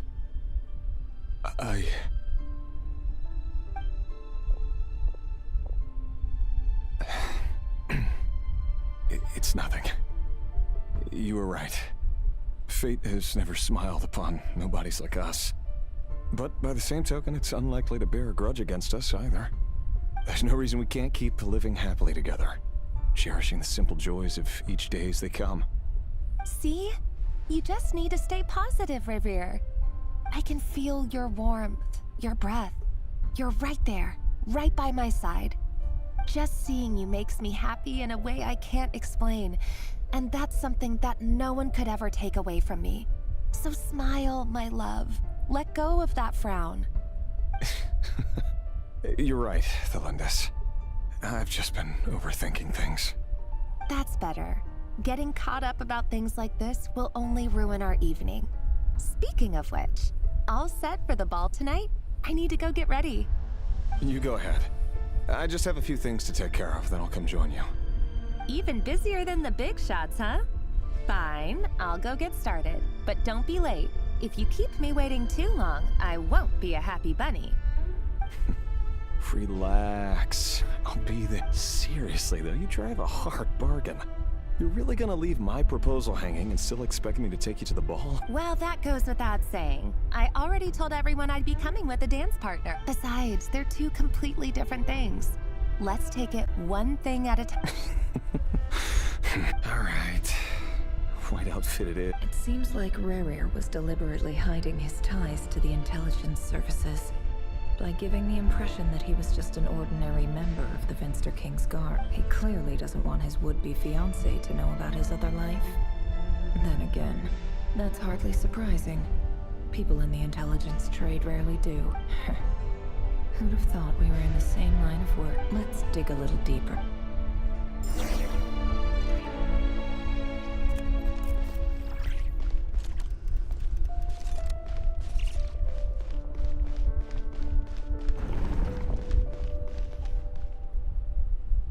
Our last operation was a resounding success, and all thanks to you, Rehir of Solnari. In total, we apprehended 32 dregs of the Crimson Moon, and 67 accomplices. After all these years since the dynasty's fall, so many of them still linger. Indeed, it cannot be denied. Yet it was destiny that the Crimson Moon should be overcome by the eclipse, and that His Majesty, the all-seeing Finster King, now guides our nation on the path to prosperity. Khaenri'ah has no further need for a dead moon. But alas, there will always be those who refuse to see the truth, choosing instead to romanticize the past. That's not entirely true. Much about the Crimson Moon era was worthy of remembrance, and that's exactly why they keep trying to see it restored. Many of its secrets remain unsolved to this day. As it happens, that's precisely the field of study my partner is devoted to. You still haven't told her what you really do for a living. Where would I even start? How do you tell someone that you're one of the king's hand-picked executioners? That your hands are steeped in blood? You didn't choose this life, any more than I did. Orphans like us don't get a say. But I'll sure as heck be the one to pay for it. Speaking of which, we need to be more rigorous in the way we identify direct descendants of the Crimson. Someone, it seems, has strong opinions about my future plans. Most likely my marriage in particular. I have a feeling that we may soon become targets of the Crimson Moon's retribution. Your concerns are not unfounded. They've taken out many of our colleagues these past few years, and for that very reason. These are no helpless lambs we're leading to the slaughter. They're wolves in sheep's clothing. Take care, Rahere of Solnari. I look forward to toasting you at your wedding. Thanks, Thorkel. You look after yourself.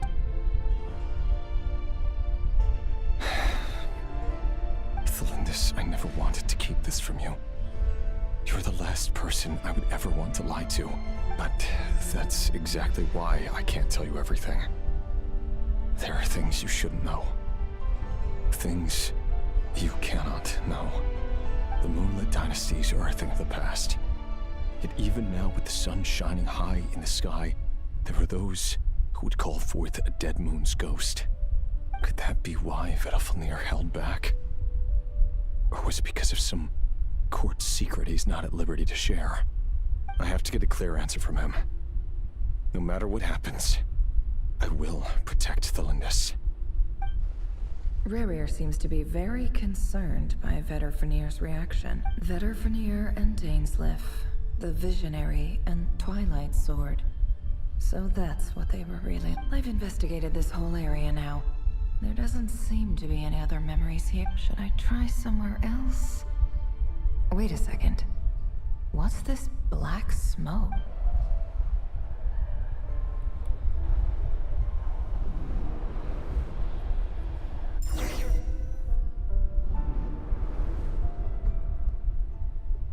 So, he's late after all. Just you wait, Rarir. You're in for it. Big time. Are you waiting for someone, ma'am? Could I tempt you into buying some flowers? Oh, sure. Pick me out a pretty bunch if you want. Thank you. But I'm afraid none of them are as pretty as you. For someone so young, you sure have a way with words, don't you? I'm only telling the truth. Look me in the eyes. You'll see I'm not lying. May we have a word in private? Who are you? And what do you want? It doesn't matter who I am. Too many of our kind have fallen lately, so I decided to take the risk of reaching out. Not long ago, the Rahere of Solnari led an assault on one of our strongholds. We suffered many casualties, and many who came to our aid lost their lives as well. Sorry, I don't know why you're telling me this. And I don't want to get involved. Wait, hear me out. This time we finally got a clear look at his face and learned his true identity. His name is Rarir, and he claims to be one of the King's guards. What did he— A cruel irony, isn't it? The man you're set to marry leads a double life as a brutal executioner. But surely, you must have caught a whiff of the blood on his hands. Why are you telling me all— Simple. It's because— How strange. Rarir was nowhere to be seen in that memory. It clearly belonged to Thelindis. Rarir couldn't possibly know what happened if he wasn't even there. Why would her memories appear in his fragment? The ceremony won't last much longer. I think it's time to call it a day.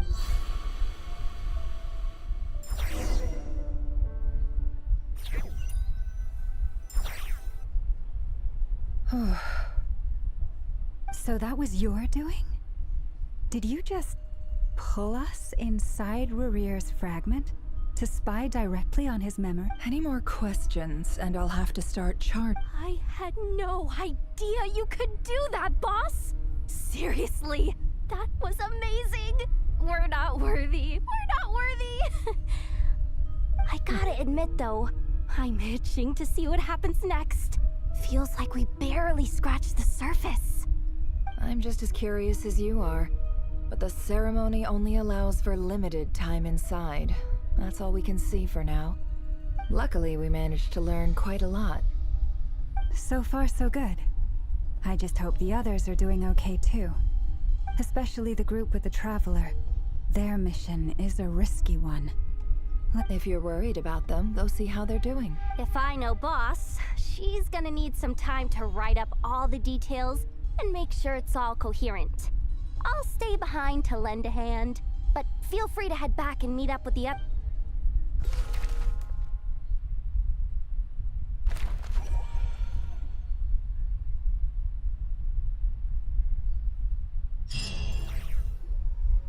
Oh, they've been prowling around for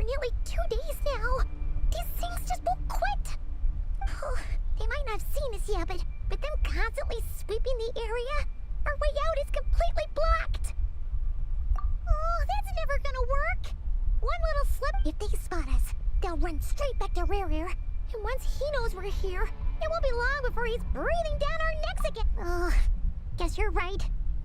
All right. I'm gonna zip it forever.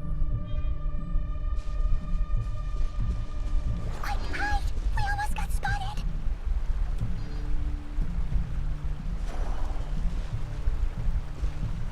Phew! That was a close call.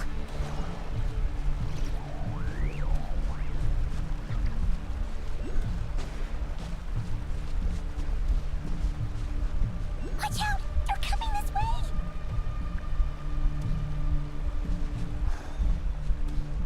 Keep going. We're nearly there. This is the final hurdle.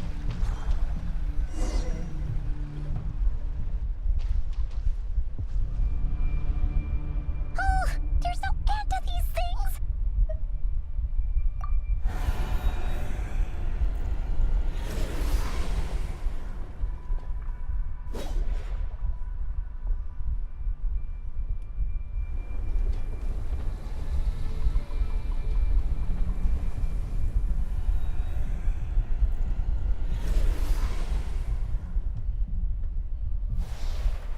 Fire. Fire? Wait, what's that smell?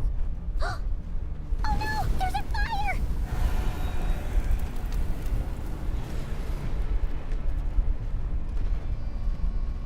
Oh, Alcino.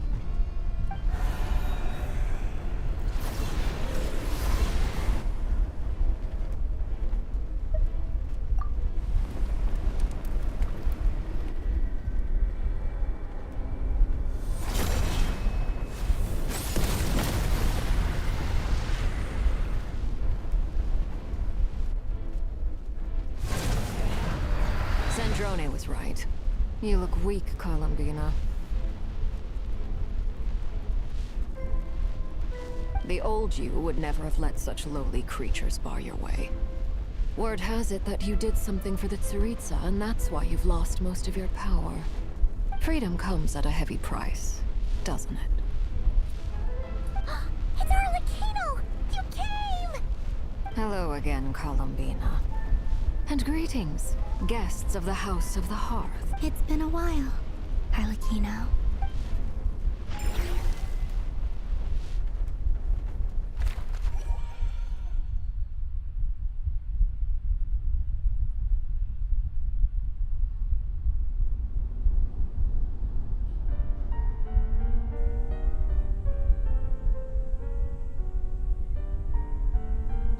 Stupid right here of stupid Solnari. Ugh, whatever. I've got all the data I need. Next time we meet, you're... he sure doesn't pull his punches. Excuse me, do you need a hand? You can do me a favor by staying out of my way. Can't you see I'm busy? Wait a minute. I recognize that voice. Hello, Miss Sandrone. Father sent us over to help. How considerate of her. Hey, Fremine, get over here and help me fix this. Lenny, you do your thing. Just keep your sister away from my machines. Nearly every machine that Catgirl touches ends up going haywire. Go put her on cleaning duty or something.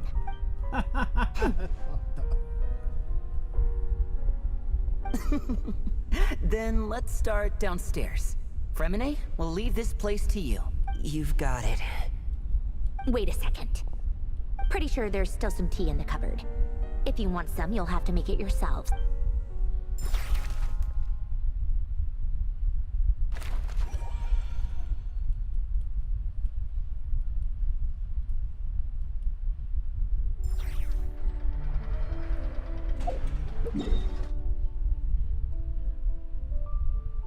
Alright, we're gonna take a little break from the story now that we got back to 200. We can now start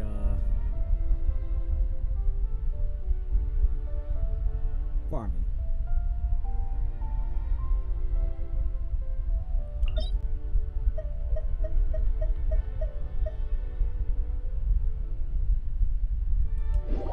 Start with this. We'll do 3.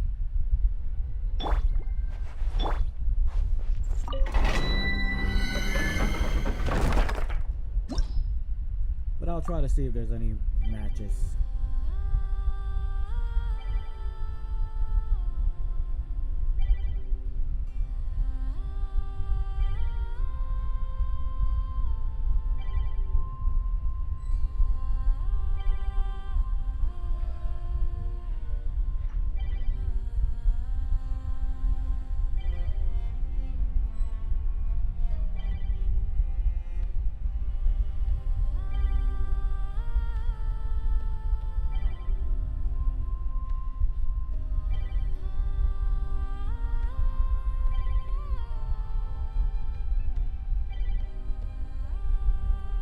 See, there's one more person wants to join in.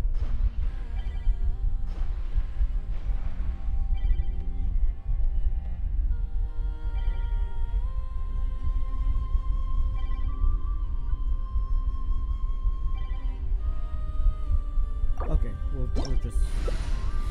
Oh, how many forging commissions do I still have to finish? Let's see. 1, 2. Not so many as I thought. I'll get to that. Why Shiano? Why a Geo character? You could have just stick with Llama. You could have just stick with Llama.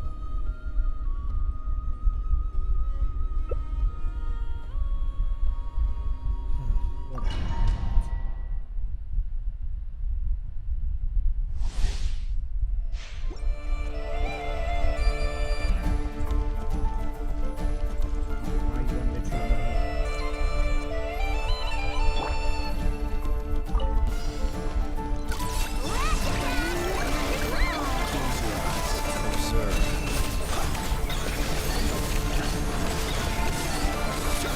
Close your eyes.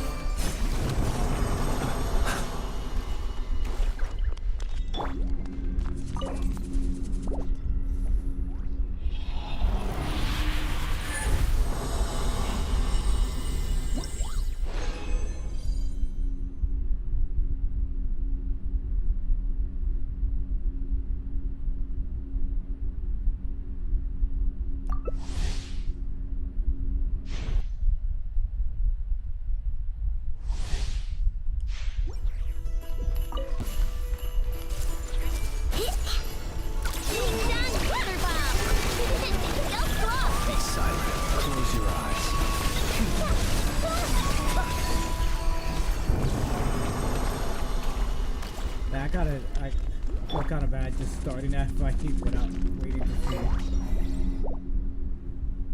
if they were ready. But I gotta make this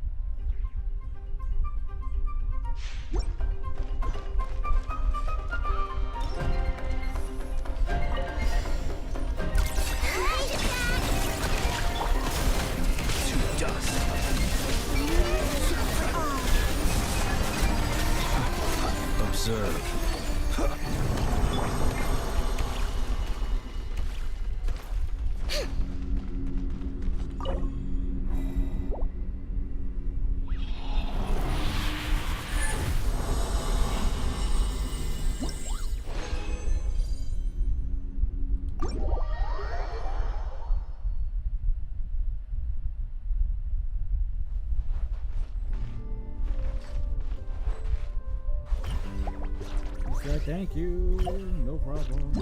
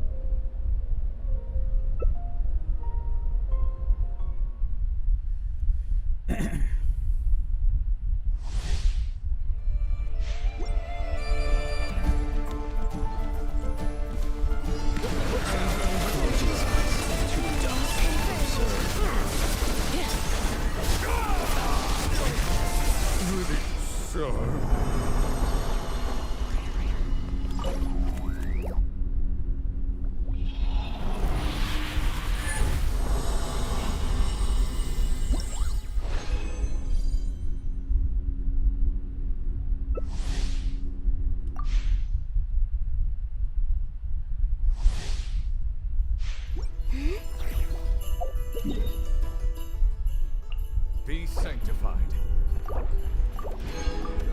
Annihilation mode. Beware the creatures of the night.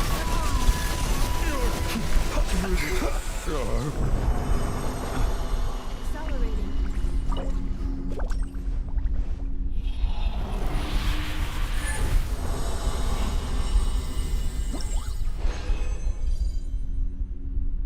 We'll do one more and then.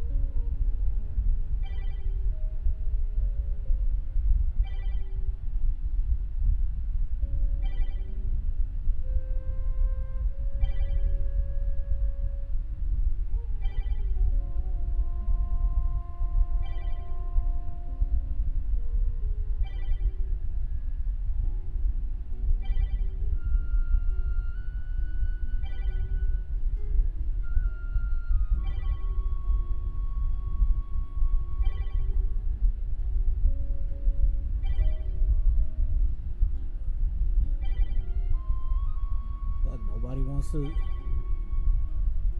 Like, come on. I mean, I'm pretty sure somebody pulled for Nefa's weapon banner.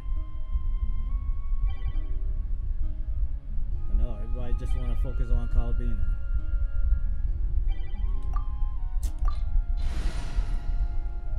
Fucking ridiculous.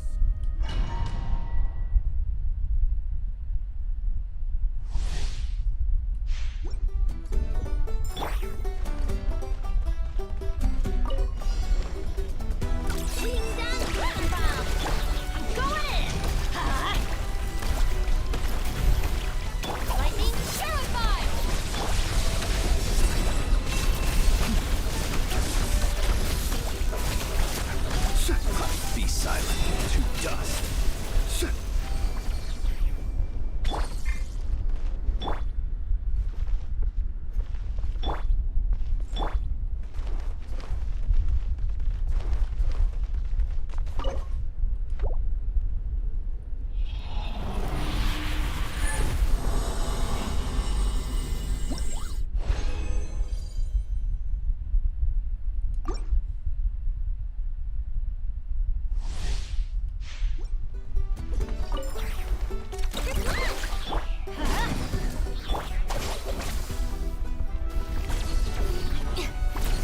Close your eyes. Do you fear the dark? Be silent. Observe. Let's light it up!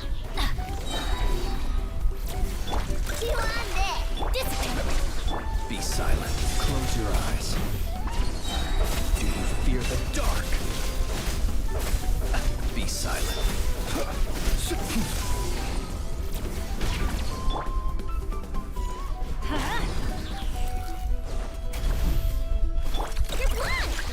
Close your eyes. Be silent.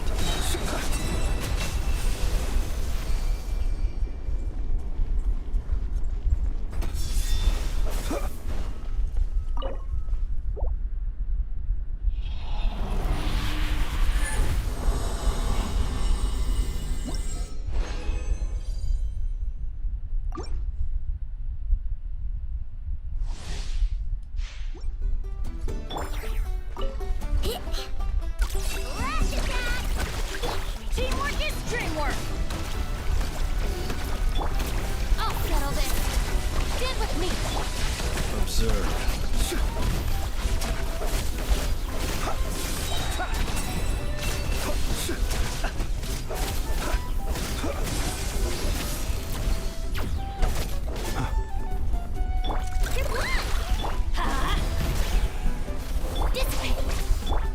Close your eyes. To dust.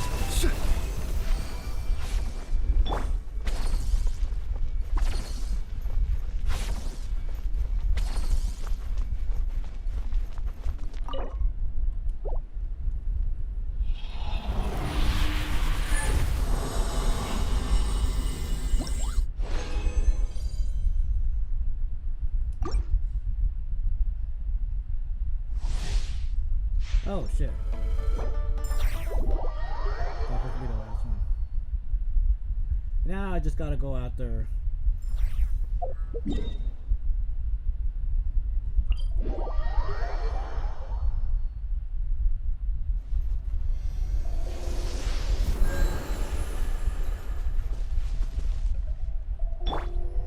Adventure time! Okay, so I'm Let's light it up! Off we go! Ha!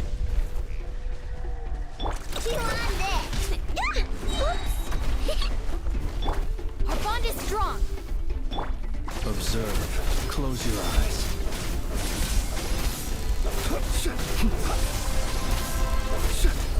Be silent.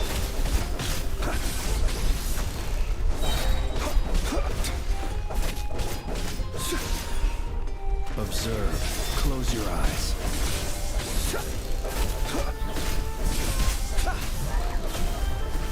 Observe.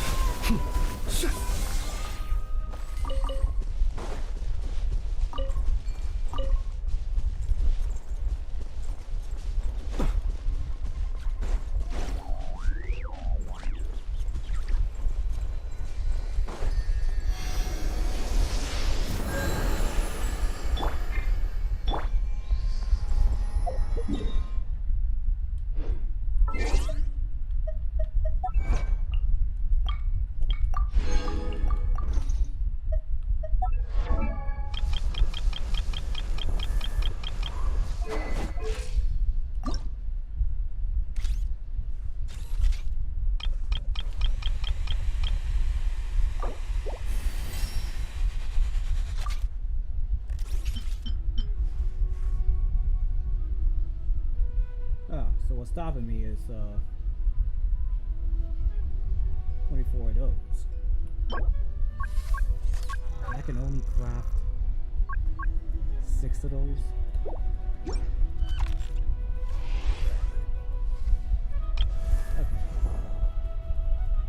But what I can do.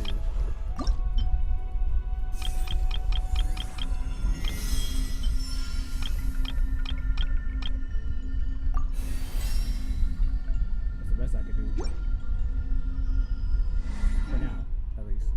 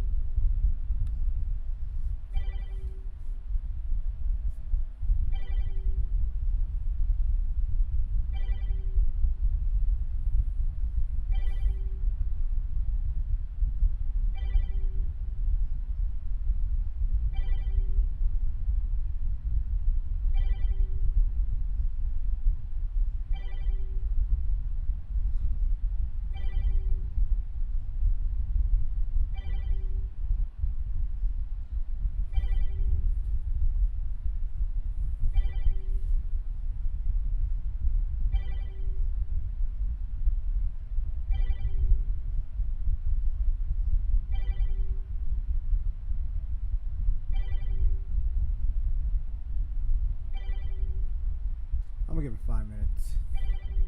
Well, 4 minutes now. Since it already passed, I'll give 4 minutes. Nobody joins, and I guess I have to do it myself. The only thing is, I hate doing this one because those 2 creatures are fucking annoying as fuck.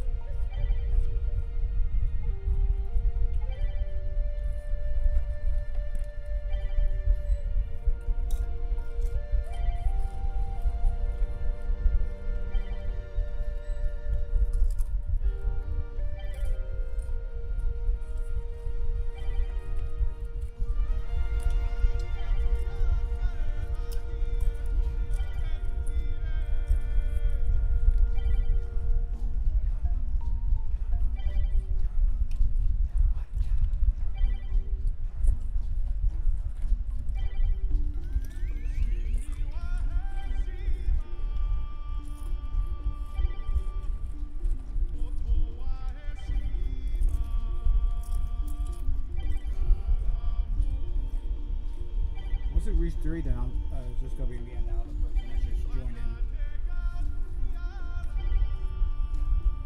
Hope the other person can stay there for a couple more seconds.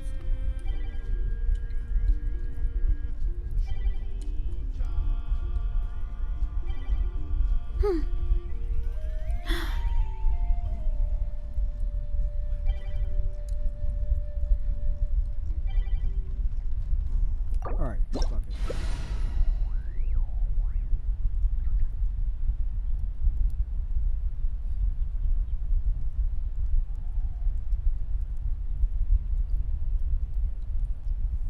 Strength is one of those things where you gotta use it or lose it. So, wanna train with me sometime?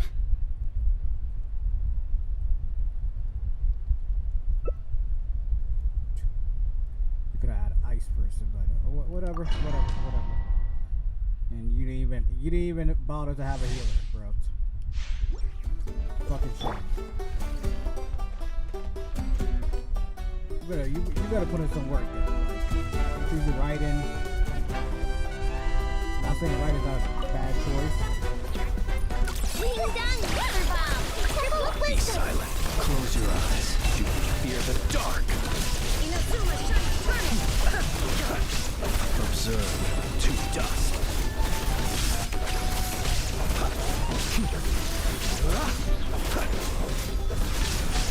Close your eyes. Observe. To dust. There is no escape. Close your eyes. Night falls.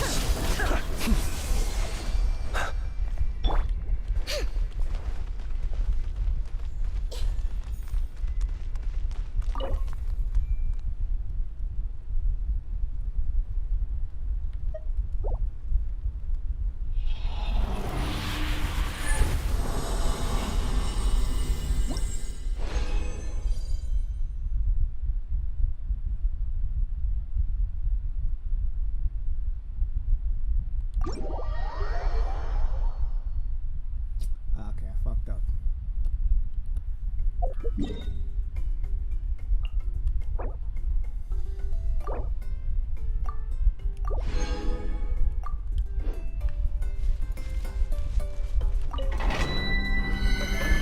Okay, that's what I forgot to fucking do.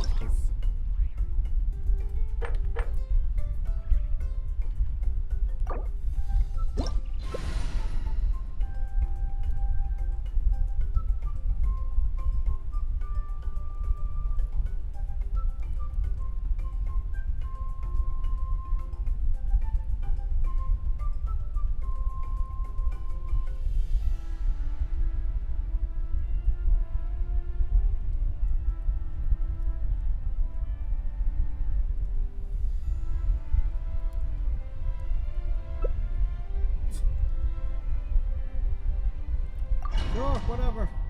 Sure, whatever.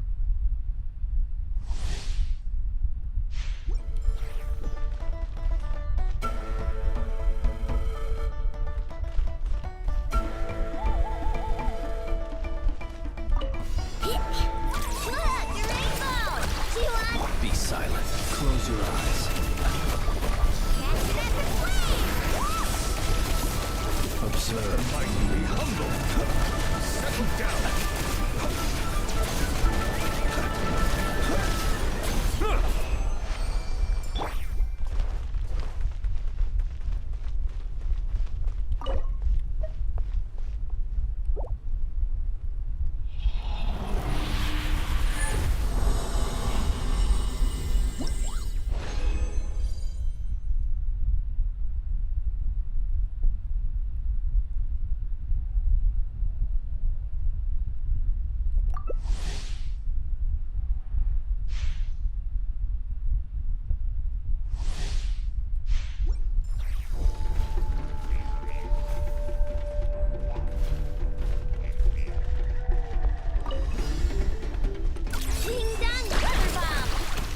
Close your eyes. Observe.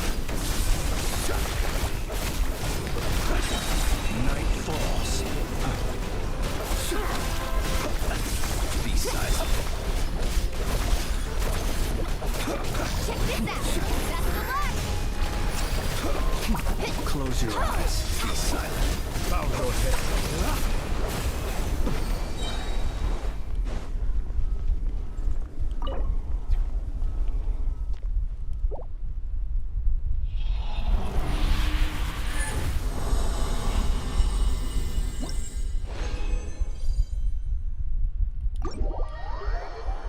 Alright, I think that's about it.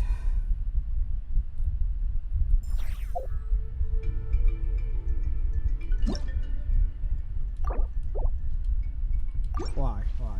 You're taking too long. You're taking too long to freaking show up.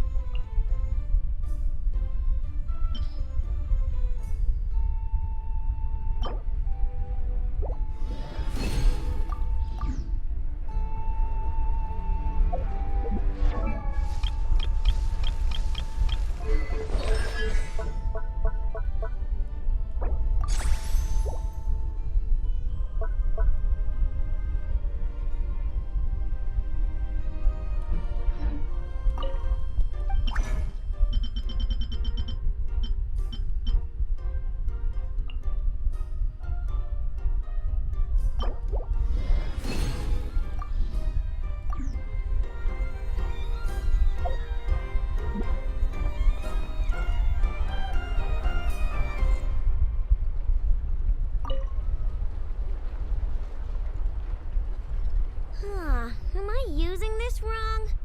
Ineffa, read the operation manual you recorded last time for me again. I know, I believe regular lubricant is already sufficient. There's no need to create a brand new product. Aww, we're already here, aren't we? Come on, I just want to experiment a bit. Oh, hi there, traveler. Just the person we need. I bet you know how to use this crafting bench. Hurry on over and help me make a bottle of that... what's it called again? That cold... frosty something. Potential oil? Frosting essential oil. Yeah, that's the one. The cold stuff. I want to mix it with lubricant to create something special for Ineffa's joints. I was gonna do it myself, but taking efficiency into account, it might be better if you helped me out a bit. The truth is, Aino wasted all her ingredients trying and failing to make essential oil. We presently have enough to make only 2 bottles. I didn't fail. I was well within the bounds of reasonable trial and error. Making essential oil is a piece of cake for me. Piece of cake. But since you're the professional, it makes more sense to let you do it now that you're here. Please?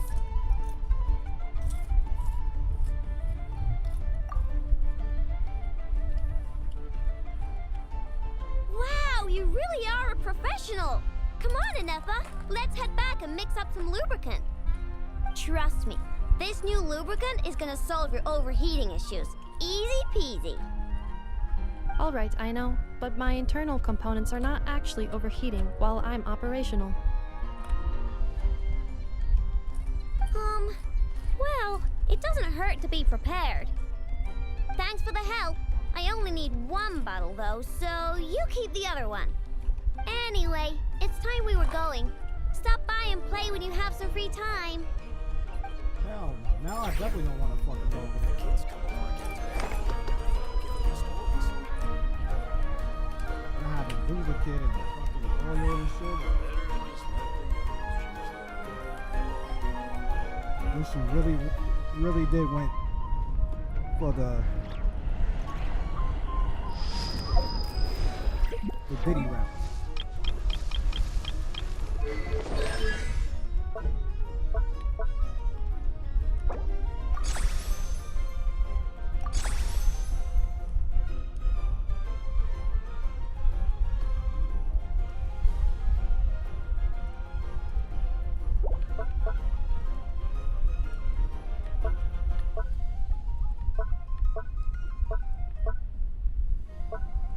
Well, okay, so I need 2. We can make 6 of those.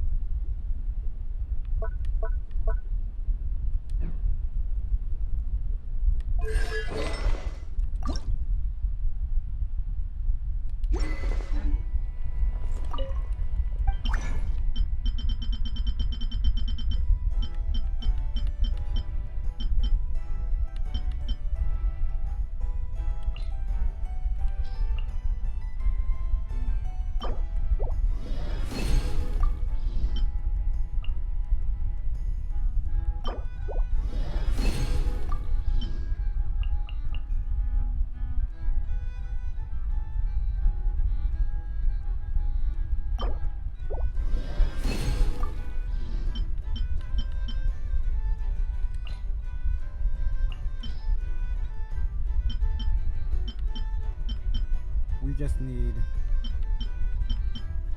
5 of these. I think we only have 1.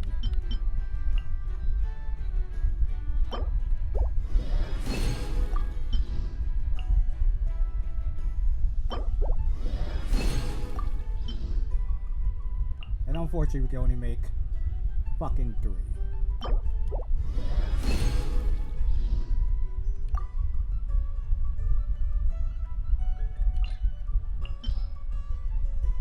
That wasn't supposed to happen, but I mean, I guess it worked in our favor.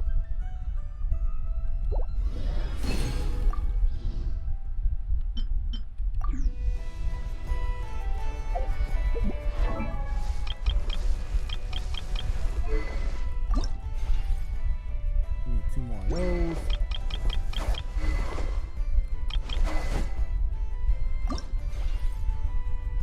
And we just need 1 more of those, but we need to.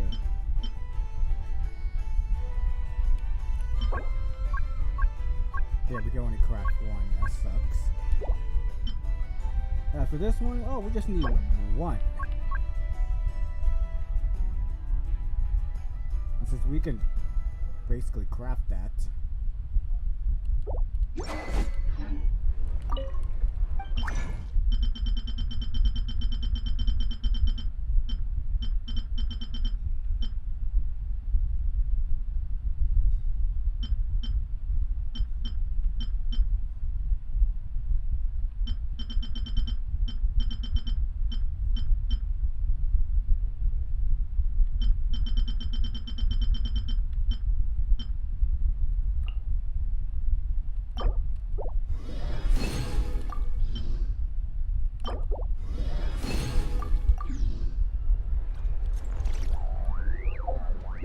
Now the last thing to do.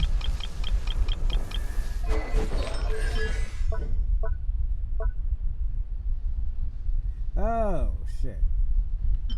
I need to fucking farm for these.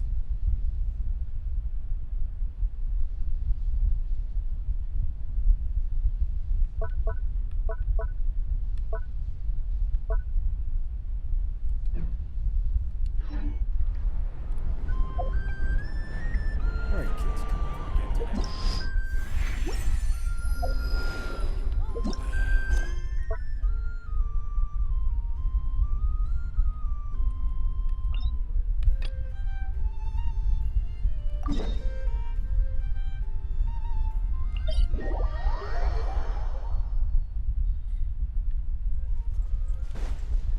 Alright, let's continue the story.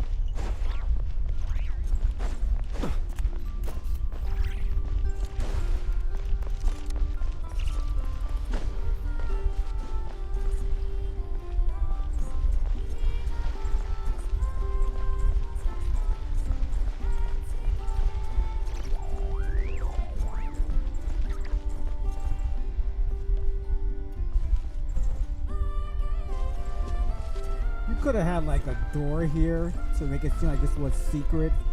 You go inside, it's just nothing in here. Like, come on, Hoyoverse, you could have been way more creative with that.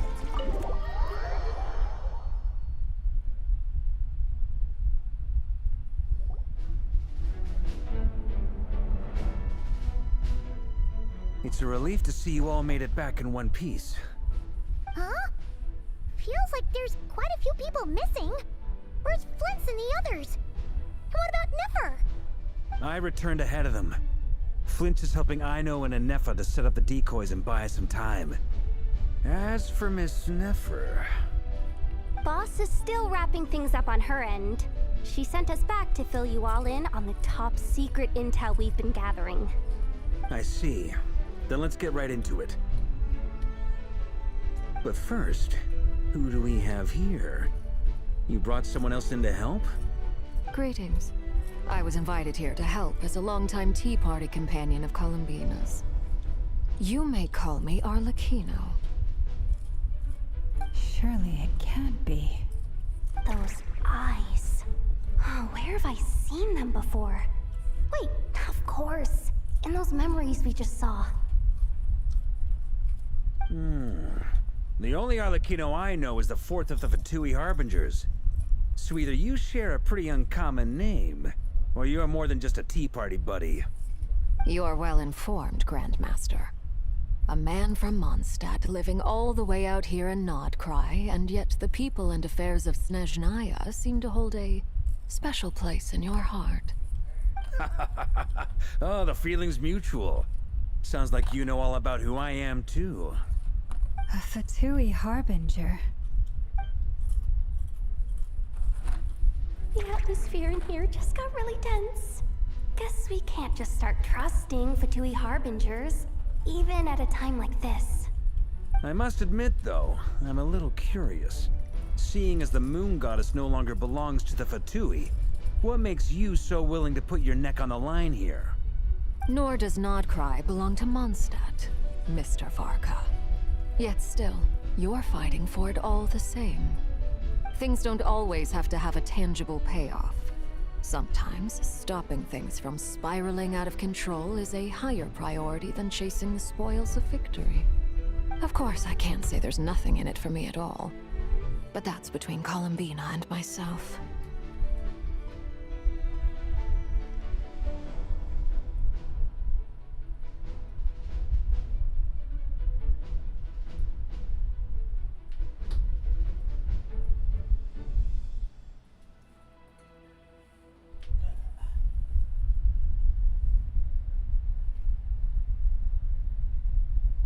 Forgive me.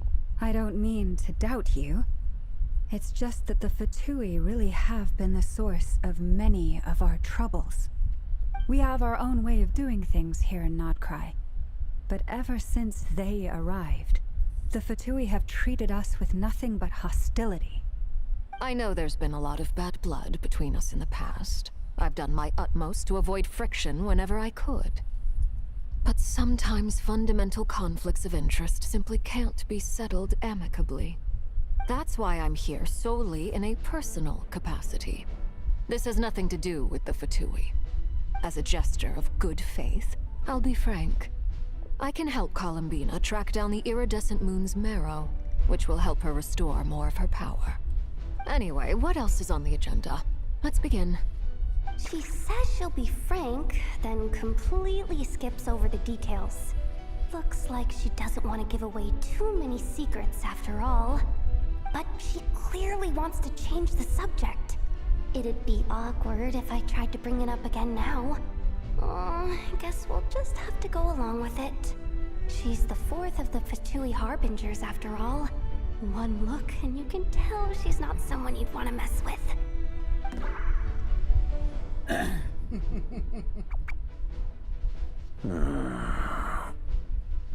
Well, since Miss Arlecchino sounds confident in her ability to handle that, we'll proceed to the next topic. Yehoda, time to share that top-secret intel.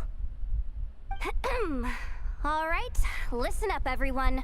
First, we now know that Rerir was originally a Conrian secret agent whose primary mission was to hunt down and assassinate the so-called Dregs of the Crimson Moon. The Dregs of the Crimson Moon? In the memories, there was a lot of talk about the Crimson Moon and Eclipse, and a whole bunch of other stuff from the time of Conria.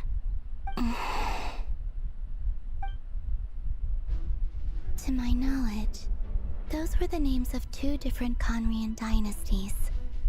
Long, long ago, it is said that the people of Conria worshipped the Crimson Moon, drawing a mysterious power from its reflection. But one day, a coup saw the Crimson Moon eclipsed, hence the name of the new dynasty that replaced it, and how it became the new emblem of Conria. Still, long after the Crimson Moon dynasty had fallen, the last ruler of the Eclipse dynasty, the Vinster King, still coveted the secrets it left behind. So, he sent the Rehir of Solnari to secretly hunt down the Crimson Moon's few remaining followers. In those days, Rerir showed no signs of madness. In fact, he was as normal as any other person.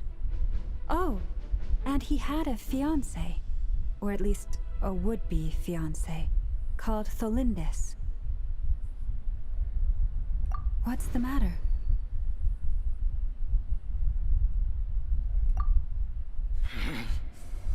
Verfnir, Freindaughter, Tholindis.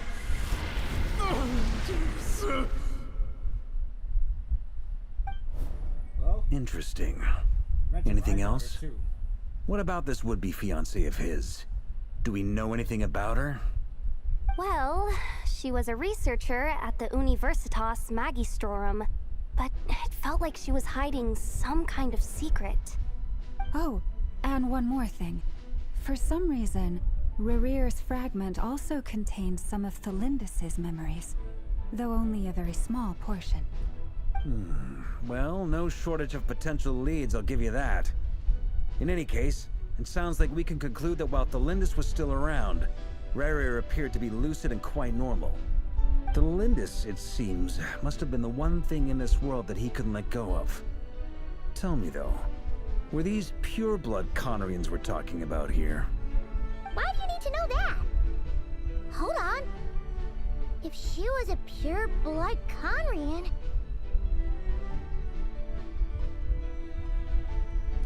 Oh yeah! Just like how it was with the captain!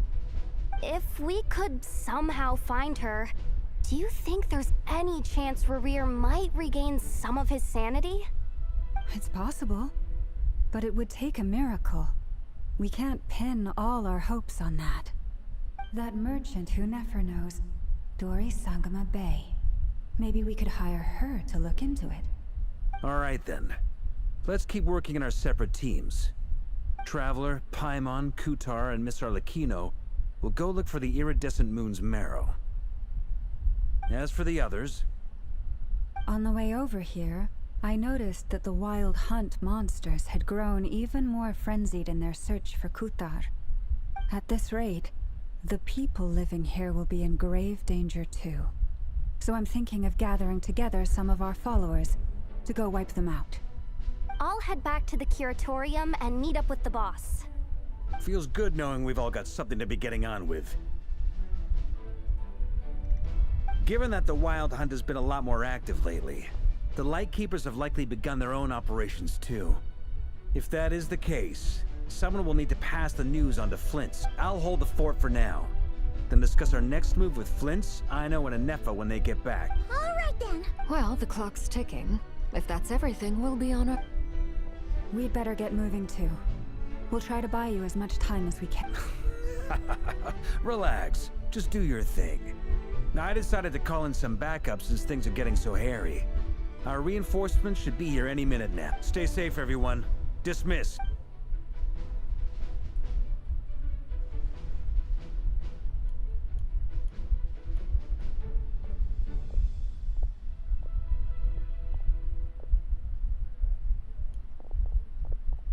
We're back.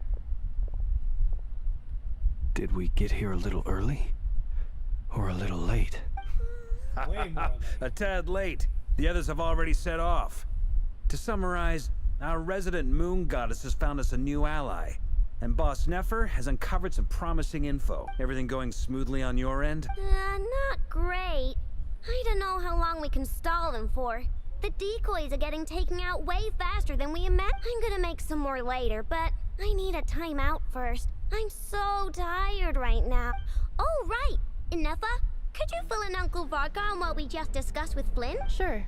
Uncle Varka, you previously told us about how when you went to investigate a source of the Wild Hunt in Amsvartnir, you discovered that it was just a diversion. But according to Flint's intel, several outbreaks of the Wild Hunt had already occurred in Nod-Krai in the period leading up to that. That was before Rerir had regained his body, when he was far from regaining his full strength. In other words, in theory at least, he still lacked the means to act in two places at once. Flint's, with everything that's been happening, the Lightkeepers across Nod-Krai are rallying to fight back against the Wild Hunt. They're gonna need your... I know, I'm sure you're capable of coming up with something far more effective than decoys. But for now, you should stay here and get some rest. And Effa and I will head back over to Amsvartnir to see if there's anything I miss. I told you Uncle Varka would say that, didn't I? A deal is a deal. Not a word about my snack intake for the next week. Database updated. Reliability of Aino's predictions increased. What does that mean? They were betting on how you'd respond after hearing. It's the obvious choice, isn't it? That's hardly worth betting on. We already decided that Inefa should go investigate the situation over at Amsvartnir on her own. You might as well stay here and keep watch. Someone needs to hang back and oversee our strategy meetings. And besides, you still haven't fully recovered from ambushing Rerir. So I've ended up with the easiest assignment. Well, I appreciate it, everyone. See you when you get back.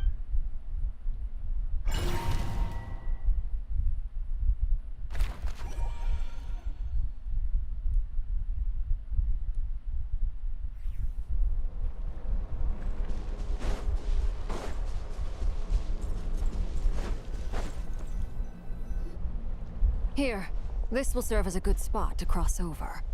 Arlecchino, hold up a second. Since you brought us all this way, would you mind telling us what you've got planned? We still haven't got the slightest idea what's going on here. And if even Columbina doesn't know where the iridescent moon's marrow is, how do you? Simple. Because I am an inheritor of the royal bloodline of the Crimson Moon. And one of the last surviving embers of the Two Worlds' flames. Huh? Are you serious?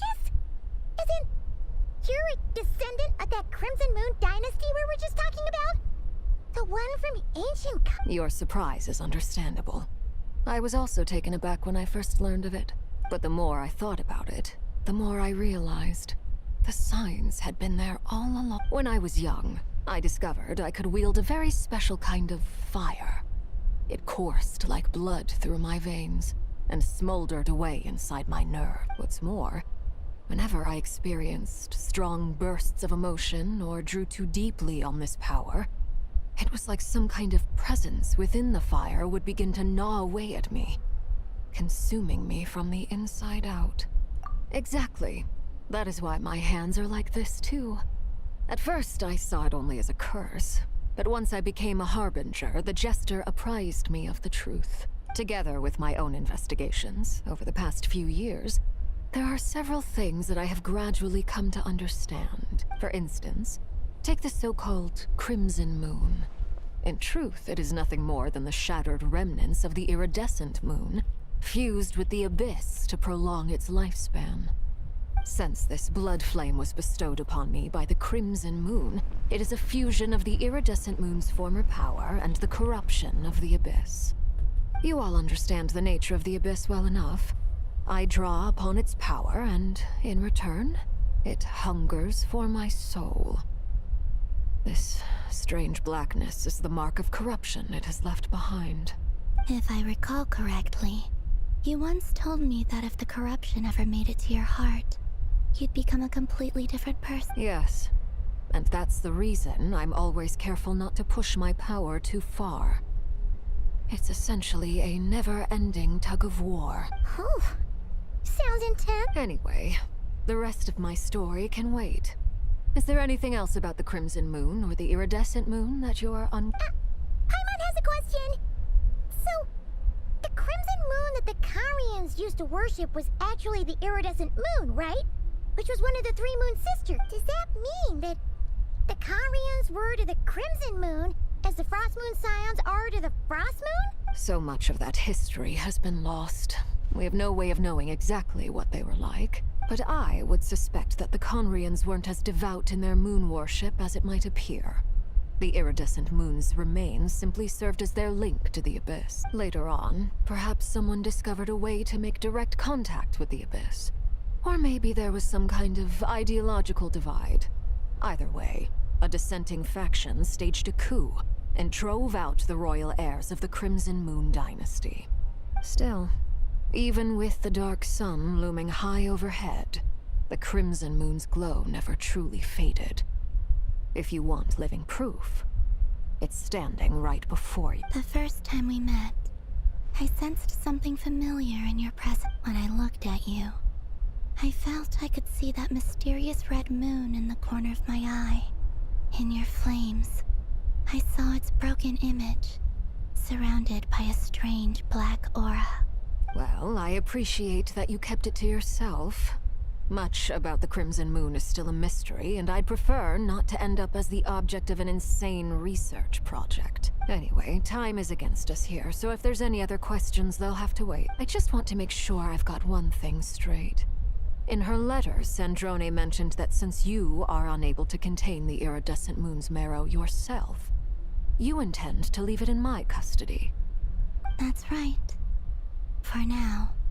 It's the only way I can pay you back, for the iridescent moon is already part of who you are. So with its marrow in your possession, you'll be even more powerful than before. Deal. Then let's get started. Get what started? What does this place have to do with the— When I first became a Harbinger, the Jester gave me a book called Harry, also known as Leobranto Innamorato. You should be able to buy a copy next time you're in Fontaine. It's a love story set in the Crimson Moon era, but setting aside the tangled romances of its characters, it also records a few interesting details. In the Crimson Moon era, or so the story goes, there was an orphanage that received children from beyond the bounds of this world, and subjected them to a peculiar and— Beyond the bounds of this world? For real? And what kind of induction ceremony? The Crimson Moon Sages looked beyond this world for beings with powers that surpassed the gods. But fearing they might lose control, they subjected these children to a process of refinement. They made these children crawl up a fireplace and kept asking them, "Have you died? Did you see it?" Until they finally admitted to having died and seen a crimson moon. The adults embraced the children who passed the ritual, telling them, "Within the fireplace, you have traversed the flames between two worlds. Here and now, you are born," and the book leaves much unsaid.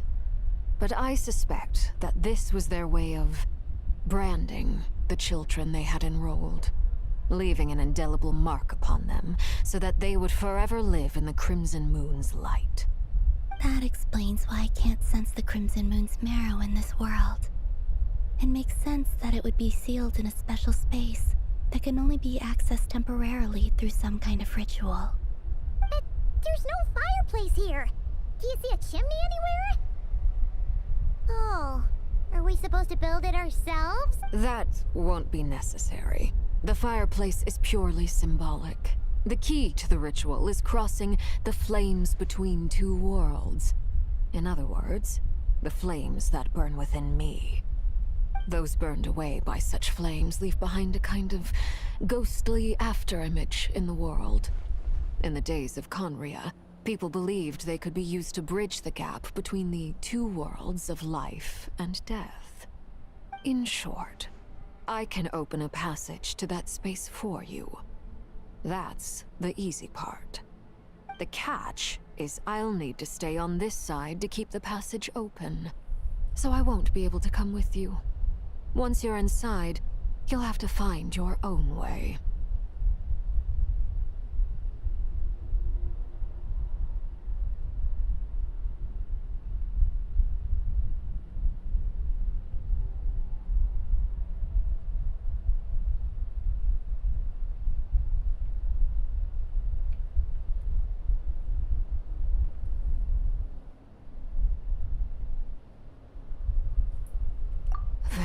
Well, then I'll open. Traveler, spare me a little more moonlight if you would. I may need it.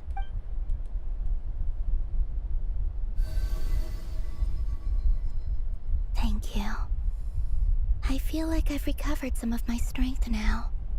It should be enough to move us across short distances and confront whatever dangers might await.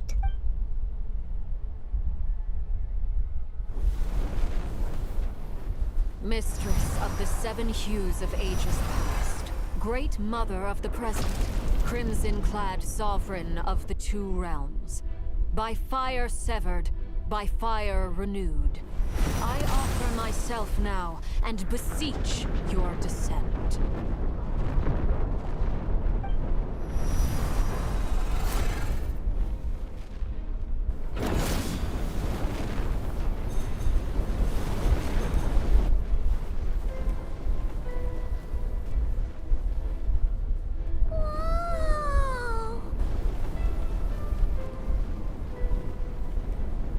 One word of advice. As you're crossing over, no matter what voices you hear, do not answer. Got it! I sense a sinister gloom inside, but also the familiar light of the moon. I feel that I am about to meet an old friend who has changed beyond all recognition. All right, let's go.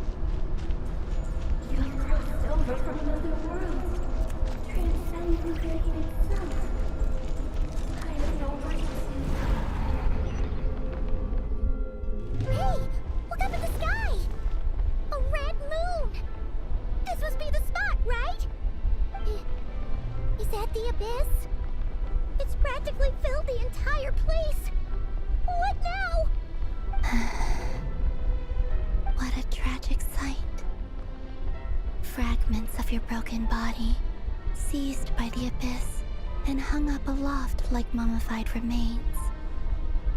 Iridescent moon, was this truly what you wished for?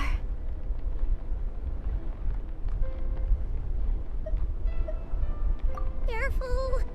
There's something spooky about this place. Feels like something is lurking in the Paimon's right behind you. Whatever you do, don't run off without her. No, I'm definitely gonna run away so you could get super By the way, lost. Kalambina, didn't you tell us that the iridescent moon had shattered into pieces? The moon up there looks pretty whole to Paimon. How is that possible?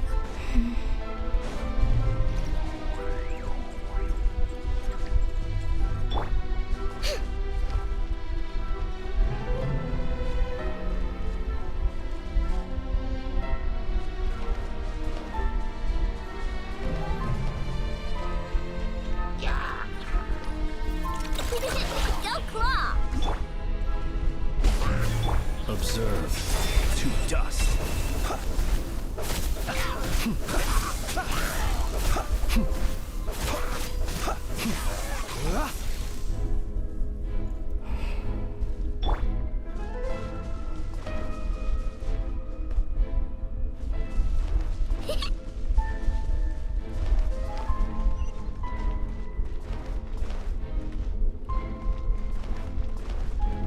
Just like I thought. It was only a facade.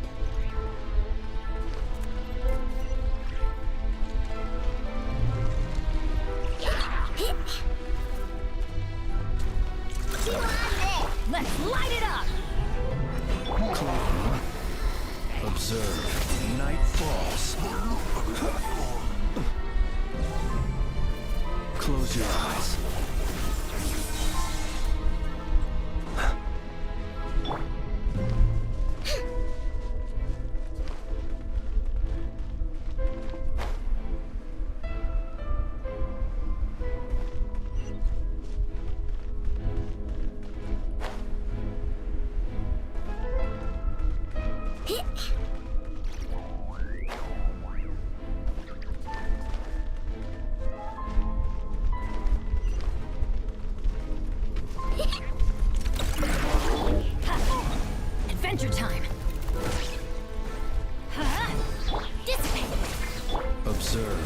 to dust. Close your eyes.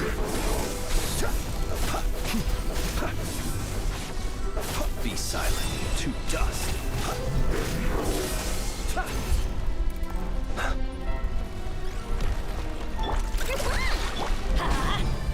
Close your eyes. Be silent.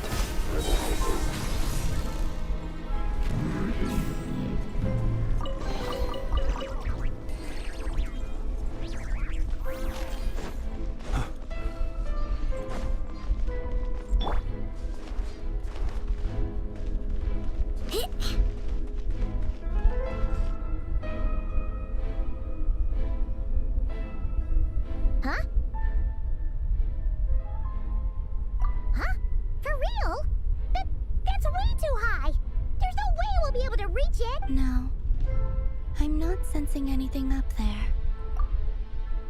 You're right.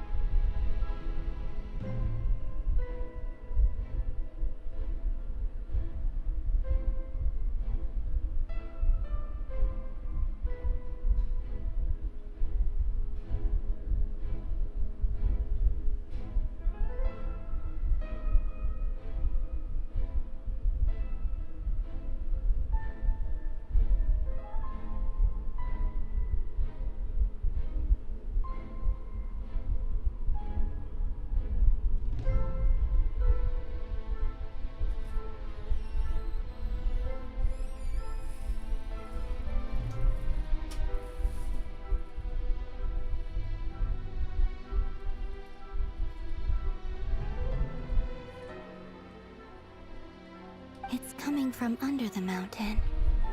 Let's see. Ah! There's some kind of weird shadow over the water. Wait, see that? Looks like a mechanism of some sort. Let's check it out.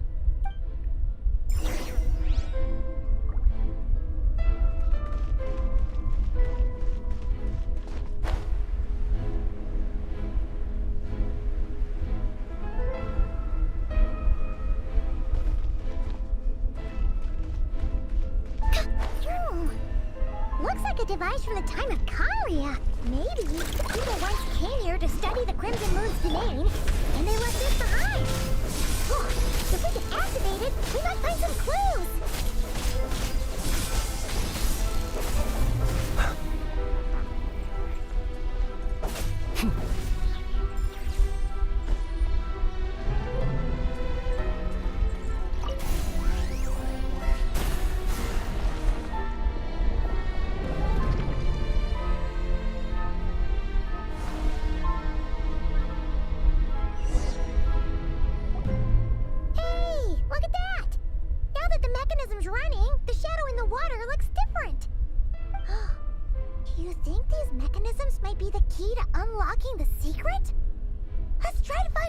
Felindis, we'll leave the rest of the research in your hands. We'll be heading back now. I hope this isn't ruining date night. Ugh. Mind your own business. Just leave me some snacks on the table. Felindis? Is that Rere's girlfriend? How come we're hearing her voice here? Oh yeah. So, do you think she was studying this strange space all along? The Abyss has made this space extremely unstable. Maybe that's why some of the things she said and did were preserved here. Like echoes. Or after image. Whenever I see this view, it takes me back to a poem from my childhood. Waning moon, oh lifeless damsel, weeping on the mountain crest. Mourning still in wistful tone, her fragile soul now laid to rest.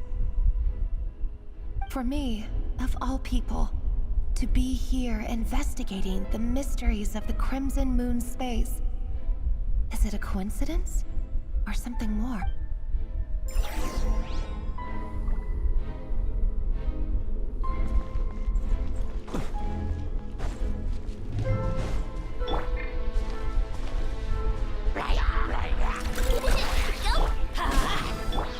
Close your eyes.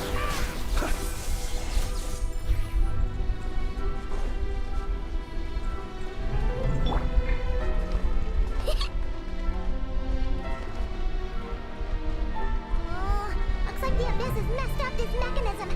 We need to find a way to get it working again. Let's see if there are any other devices nearby.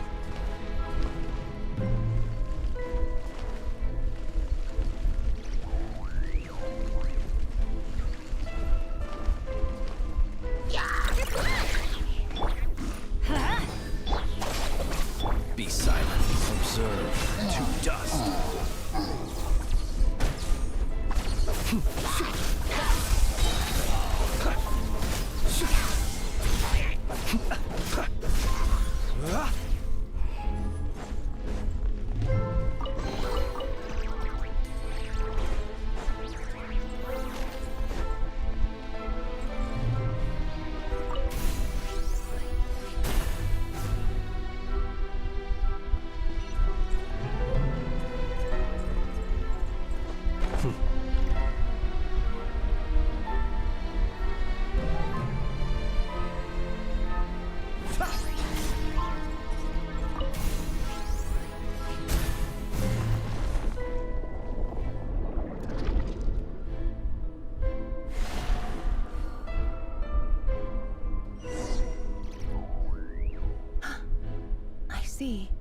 So the moon marrow, or rather the power of the 3 moons, is the key to unlocking. If it really does exist, then maybe this madness can finally be put to an end.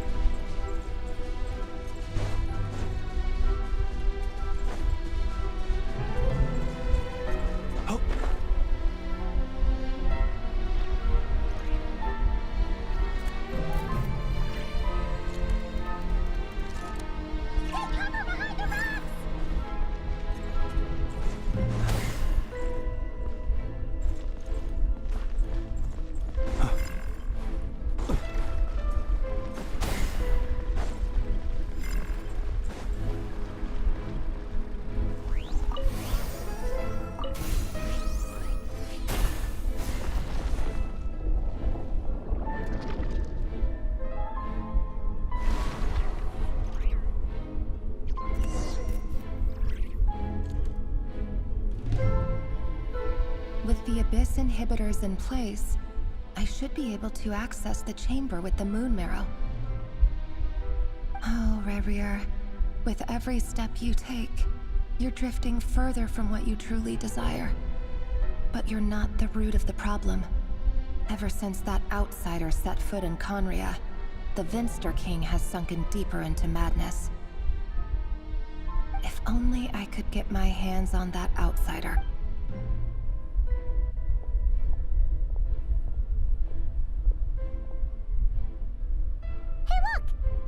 Reflection is back to normal. Melindis' voice mentioned a chamber with the moon marrow. Do you think maybe it's hidden in the moon's... It must be. For within it, I sense the fragile aura of a dying... Then there's no time to lose! Let's go!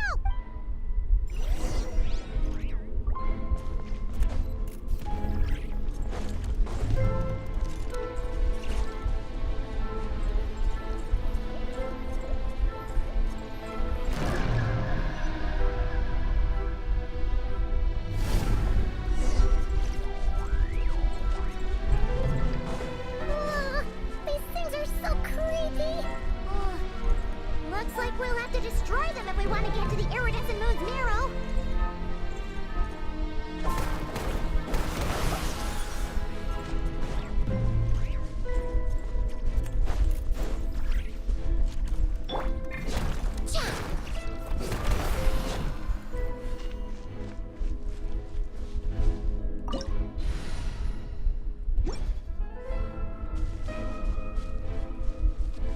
That must be the iridescent moon's marrow.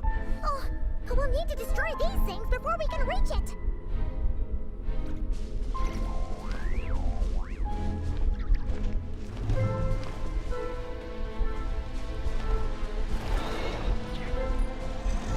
Flash attack! I'm going in! Lightning terrified! The long sleep beckons.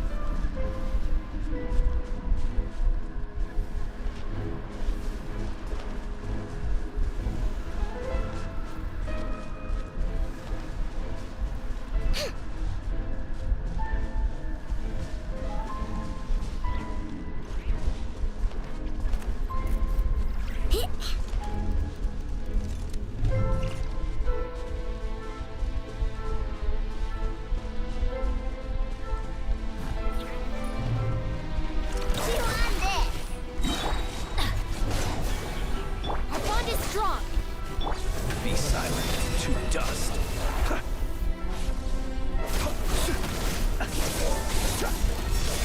Fear the dark.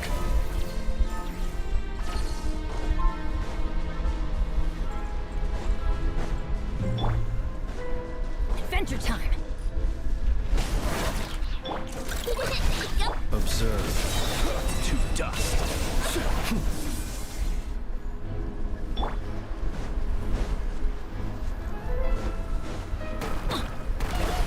We're so close!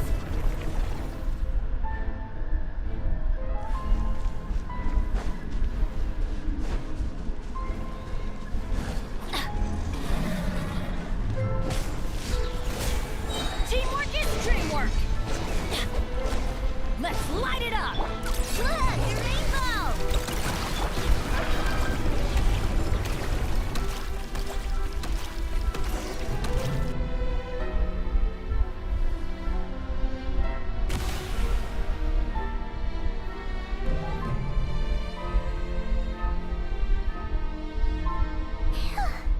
We finally did it! The iridescent moon's marrow, still burning away like an undying flame, yet now contaminated by the abyss. It has taken on a new form and if we can purify the abyssal power within, we should...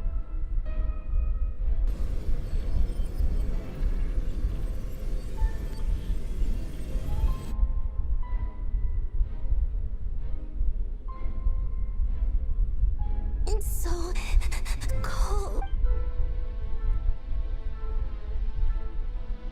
Is it you? Are you here? Huh? Are you talking to us? At long last, I can see you once more. Our fates have crossed, and I am finally... I'm sorry. I lied to you. Even knowing what was to come, I still couldn't let go of the fear in my heart. As death drew near, the moment the moon shattered, my body began to split apart piece by piece. Like I was being cut into pieces by 1,000 blunt blades. My thoughts scattered as the cold crept in, but I could not bear to fade away. Tell me, what was it that brought you to us all that time ago? If only I had possessed your courage, then I might have been spared this torment, more painful than death. You look so puzzled. That's how I felt too. when I first saw it, but trust me when I say that everything happens for a reason. Farewell, people. What was that all about? Was that the goddess of the iridescent moon? It sounded like she was speaking to a long-lost friend. But none of us have ever met her before, right? Perhaps. She took me for the goddess of the frost moon she once knew. For a fading soul like hers, our auras must be too similar to tell apart. But anyway, we've got the iridescent moon's marrow now. That should help you regain your strength, right? Alright, time to leave this place and meet back up with Arlecchino. Let's go!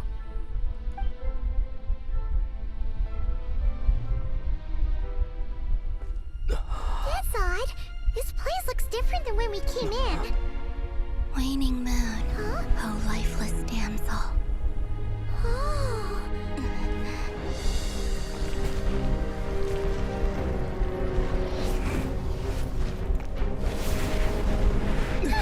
Hurry! The place is collapsing! It wants to trap us here. Who's it? The Abyss? Now we've taken the moon marrow. All that's left here is a dark will. It will show us no mercy.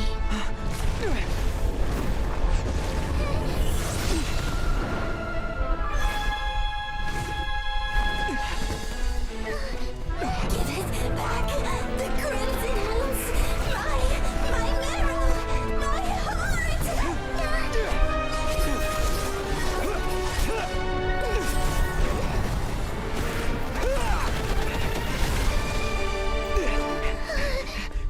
Finally! Huh? Oh no! The exit's blocked! They're back! Now what do we do? This is where you fall. Witness my rise. What are you waiting for?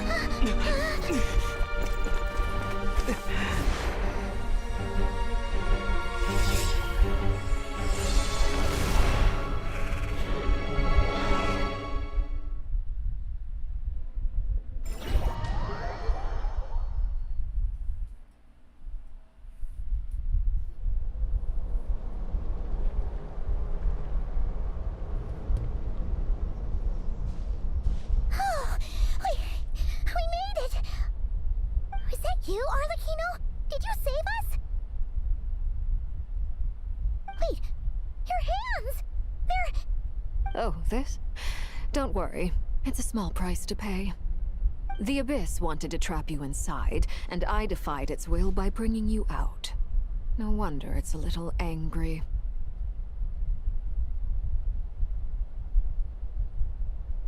No.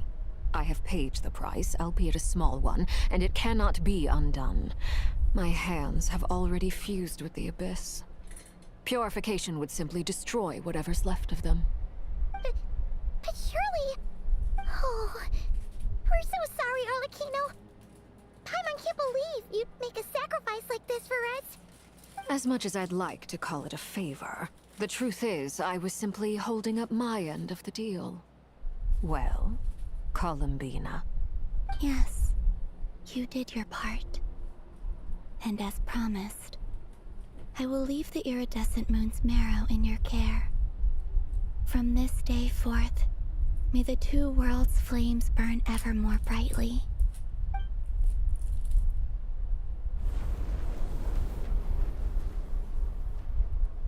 I'll take that as a blessing.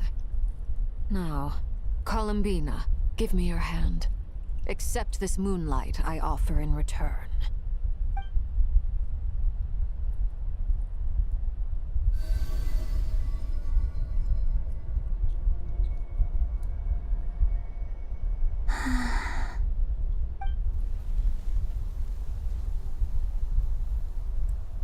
Feeling stronger? Hey, Columbina, are you okay? I'm fine. Our powers are a little at odds, that's all. By the Frost Moon's authority alone, wielding the power of the other moons was always going to be a stretch. Still, I think it's fair to say that your strength has returned. At least to the level it was at as Third Harbinger. It's still not enough. There's no way I can hope to challenge Rayrier like this. Just one more ray of moonlight, if you would.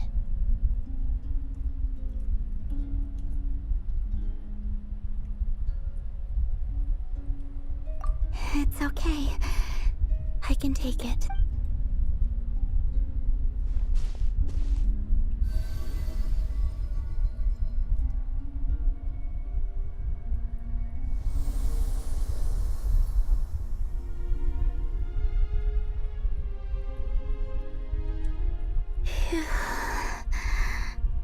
How about now?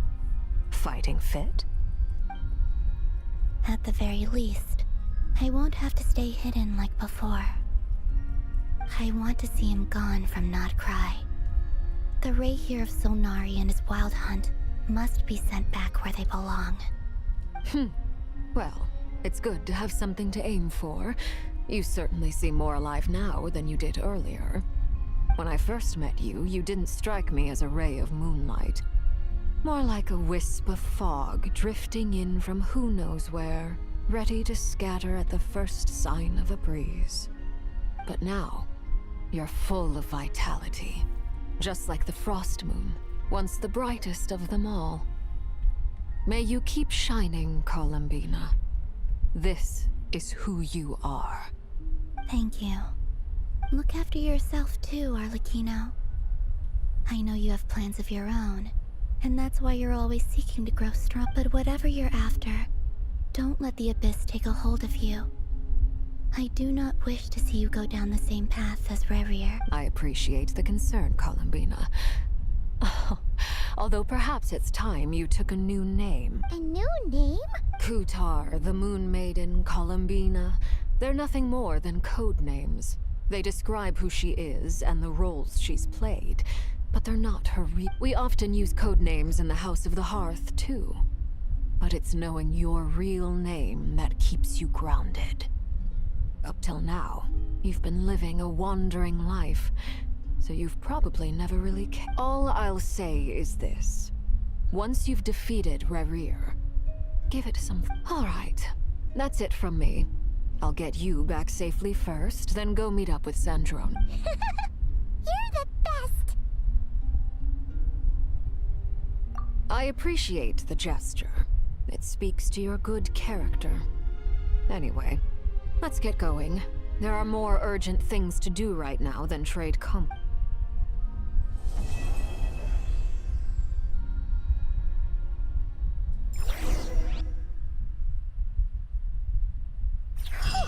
It was a close call, but we got the iridescent moon's marrow and restored Columbina's strength. And that's all that matters.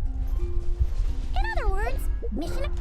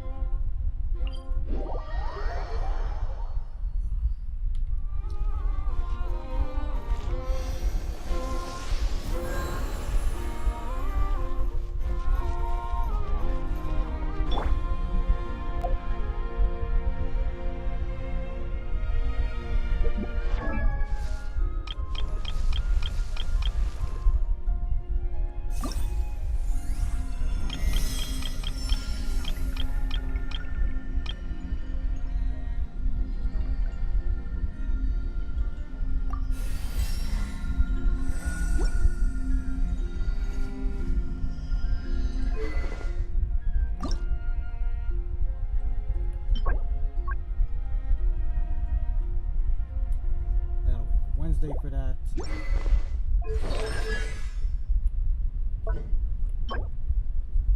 can do that tomorrow.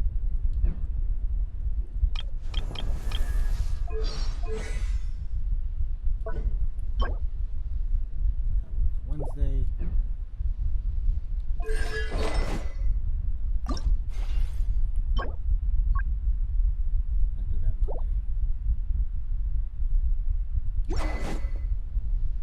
But first I have to do the weekly boss.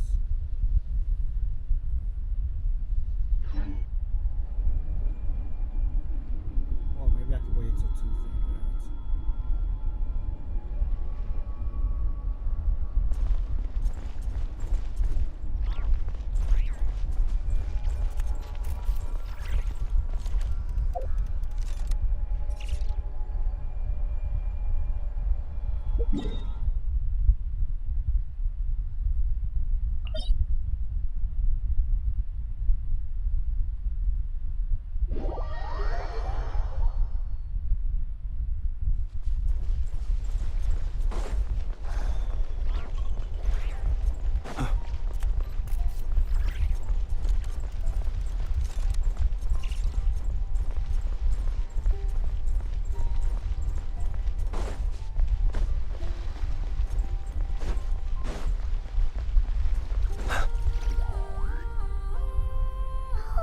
Do you think the others are making good progress? Hope it's all going smoothly. Oh, hey look! They made it back as well! Flintz! Llama! How did it all go? All is well, thank you. Nefer and Yehoda had to stay at the curatorium to wrap things up, so they won't be joining us for now. I ran into Miss Anefa and Miss Aino on the way back. Their work is still in progress, so I suspect they won't be back for a while either. You seem rather cheerful today, Mr. Flintz. I certainly am. I achieved what I set out to do and came away with more than I bargained for. Fighting alone can get quite tedious, but I had the good fortune to run into a pair of brave young warriors. We meet again. How have you been? Albedo! What are you doing here? That would be a natural assumption to make. It's also the correct one. These two courageously lent me a hand while I was fighting the Wild Hunt. When they told me they were Servarka's colleagues, it all made sense. And given how people of outstanding talent tend to cross paths, it's no wonder you're all— So? Who's your travel buddy, Albedo? Why don't you come and introduce yourself?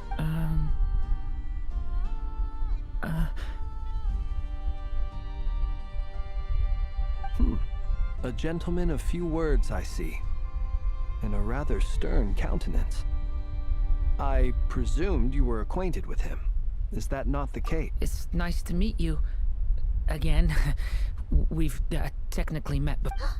Wait a sec! You're Minnie Duran! That's right. It's me. I'm glad to see you again. By the way, he says it's okay if you drop the mini. Yeah, I'm not as mini as I used to be. Interesting, isn't it? The first step towards blending into human society appears to be reflecting on whether one's name really reflects who they are. Wow! You look so different! In a good way, of course. It's great to see you looking so healthy. Thank you, Paimon. And although you're as mini as ever, I understand that diminutives don't always convey endearment.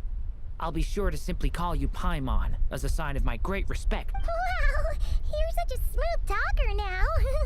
Paimon could get used to this. From now on, you may refer to her as your esteemed guide, Paimon. Personally, I think our little Paimon is the perfect. When people call her little Paimon, it's just because she's so adorable that they can't help themselves. If that's not a sign of endearment, what is? You're absolutely right, Miss Llama. My brother still has a long road ahead of him when it comes to understanding human relationships. Anyway, speaking of long journeys, didn't Columbina, leave with you? How come she isn't back? She's been catching up with old friends. Wouldn't be surprised if she stopped for a cup of tea or 10 on the way. Uh-oh. People are talking about me. Hope it's nothing negative. Judging from your expressions, I'm guessing it all went well. It's getting crowded here. I'll go grab some chairs. No need. This is a job for an alchemist. I'll whip some up more. Thank you for your hospitality, ladies and gentlemen, but I was merely escorting my friends back. I'll be meeting Sandrone shortly, as we still have some things to discuss. It's been a pleasure, everyone. But this is where I'll say goodbye. We really appreciate your help. Oh, come on. Spare the formalities. I'm just glad I could help out some true friends. I understand. Well, bye for now, Harlequino. Oh, this place is hopping. It's probably a good thing one of us left. Otherwise, we might not fit all these people. Are you saying we're about to run out of chairs? As a matter of fact, I am. Come on in and see for yourself.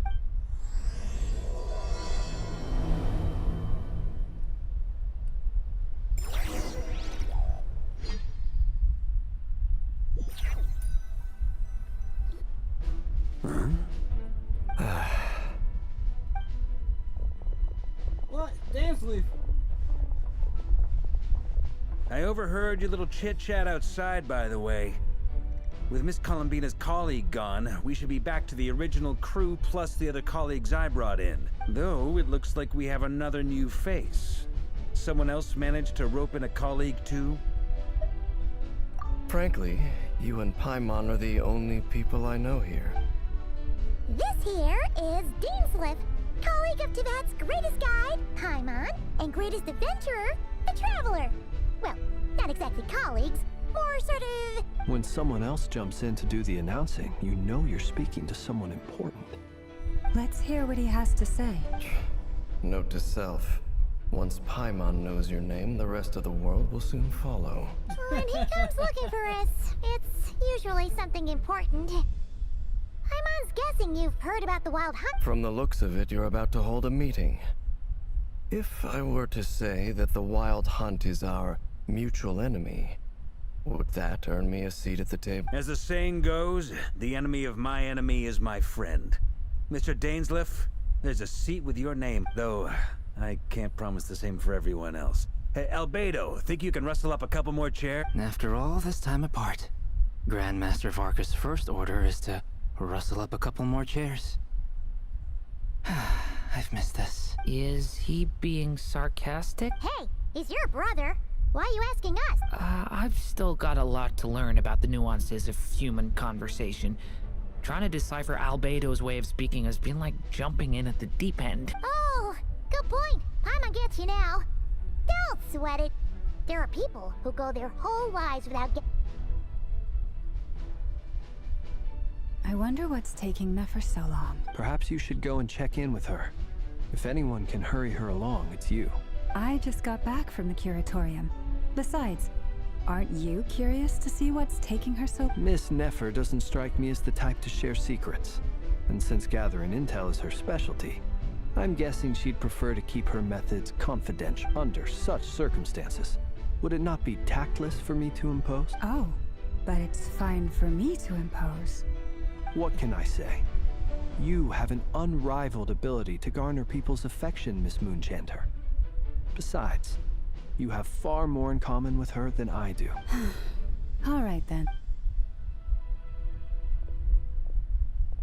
Impressive. She barely fought back at all. I admire your powers of persuasion, my friend. As I'm sure Miss Lauma will realize soon enough, the trick in life is to always pitch in with other people's responsibilities so that you can be selective with your own. Another trick is to simply hide in the background. Spoken like a true sage. Anyway, looks like we've got some time to kill before the meeting. Let's take a little breather, folks, and feel free to chat amongst yourselves. We'll get down to business once the other two arrive.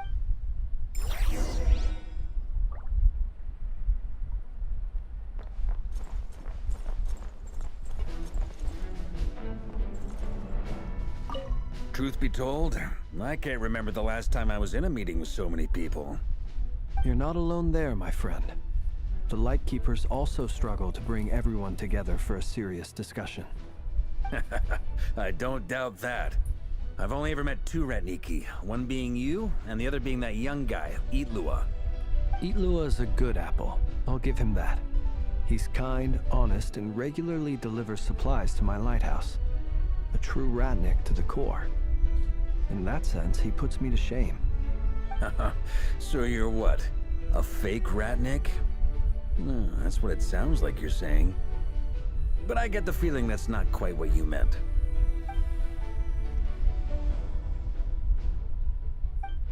Come on, why the awkward... Sorry. I'm not even gonna bother trying to hide it.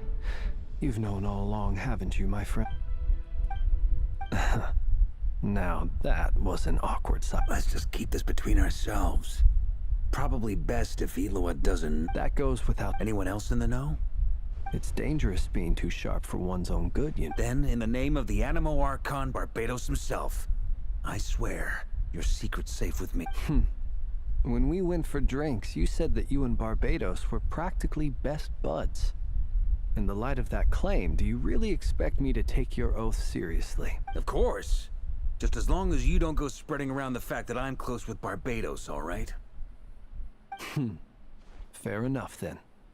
Nothing...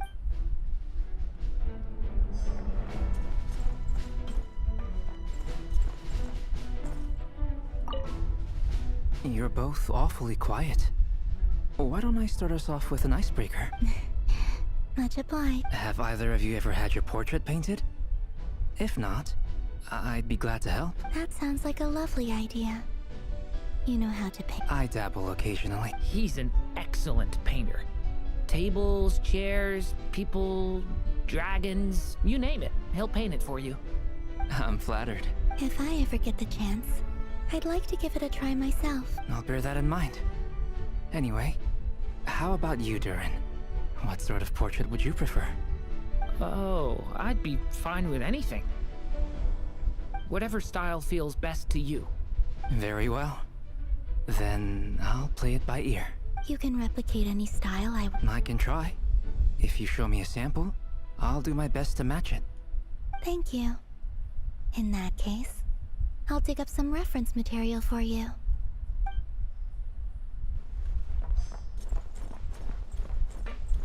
Is there something you'd like to say to me? Yeah! For starters, why'd you just show up here without even giving us a heads up? If you think back to our previous interactions, you may recall that that's hardly out of character. You do have a point there.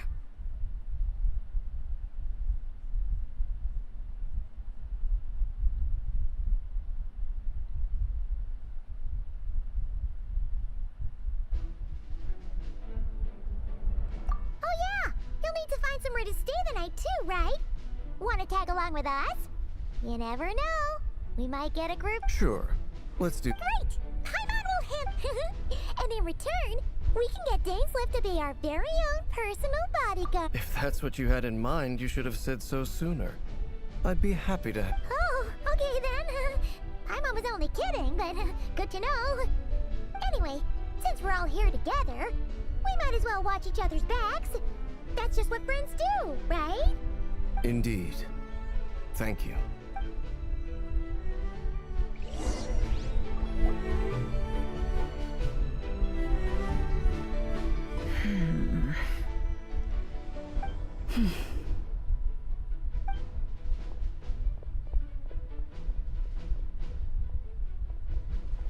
Ah, Miss Nefer. You made it after all. But what about Yehoda? I'm here to give you an update on how things are going on our end. Once this is over, I'll be heading straight back to continue my work. I left Yehoda back at the curatorium to watch over things while I'm gone. Huh. So much for just this once.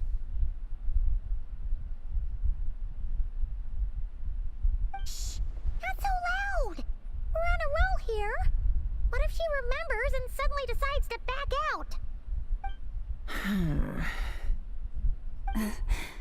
Did you say something, Mr. Varka? Huh? I didn't say anything. Right, Flint's? Must have been a frog. They get so noisy around here at nighttime.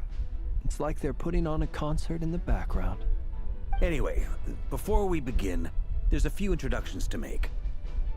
Let me start by saying that it's an honor to be speaking before so many distinguished colleagues and collaborators.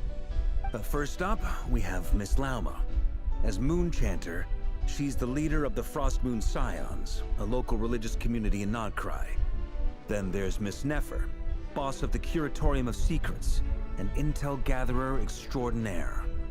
Nefer is leading the investigation into Rerir's background, assisted by Yehoda and Lauma. From the little I've heard, they're making some great progress. Over here, we have Mr. Flintz, a ratnik and guardian of the abandoned lighthouse.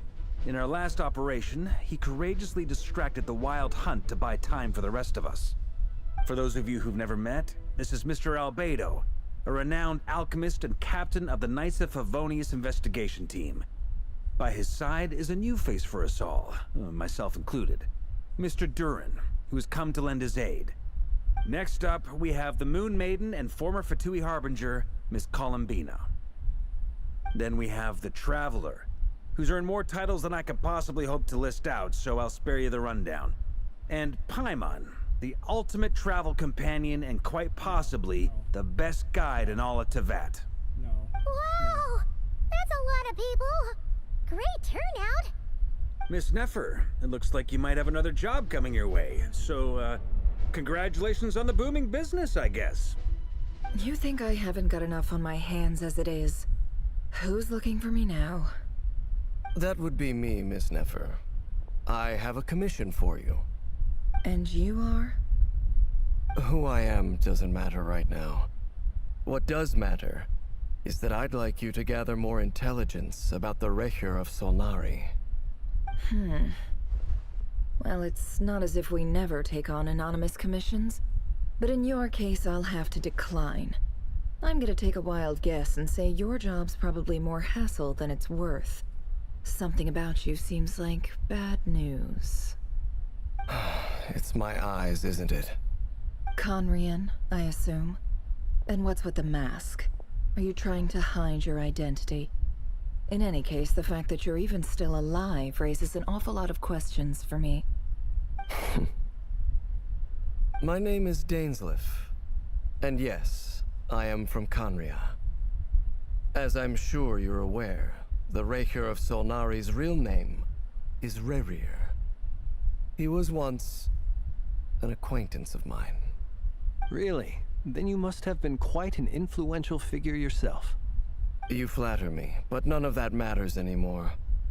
My point was simply to clarify why I have asked Miss Nefer to investigate Rerir's background. So you're both from Conria, and it sounds like you used to be friends? What am I missing here? Surely you already know how he became one of the Five Sinners.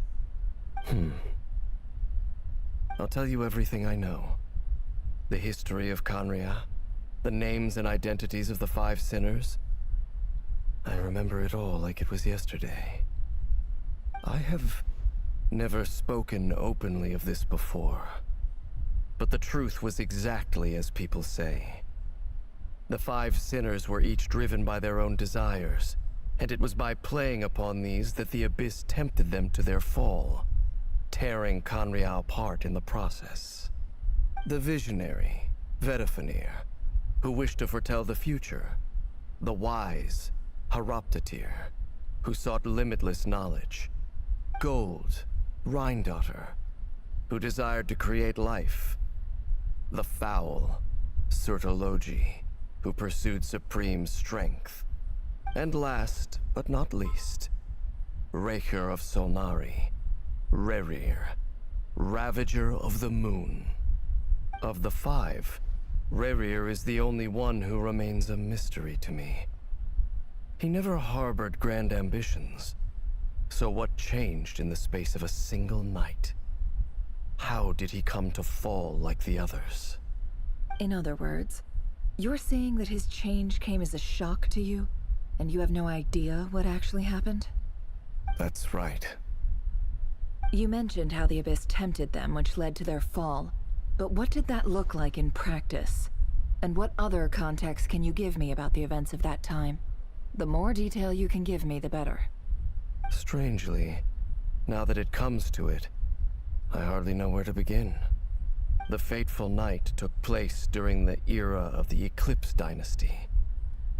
One day, my elder brother, the visionary, Vedifenir, was summoned to the palace by the Vinster King, only for the king to gouge out his eyes and cast him into the dungeons. When I came to hear of this, my fury knew no bounds. I gathered together every ally I thought I had, and together, we set a night to storm the palace and free Ved. Centuries on, the memories of that night still haunt me, like a never-ending nightmare. We broke through the palace gates, just like we had planned, each striking towards our separate targets. But then, I was betrayed. Even Vedafenir, the very person I had come to rescue, abandoned me and partook of the Abyss's power. So, it's personal after all. Then tell me, Mr. Dainsleif, what price are you willing to pay? You, of all people, must know that nothing comes for free. I cannot say what price would be worthy of such a commission. But know this. Rerir was not always a madman. Believe it or not, there was a time when he was just an ordinary man, working for the Conrian Intelligence Service. Uncovering the truth of Rerir's past is the only way to unravel this mystery.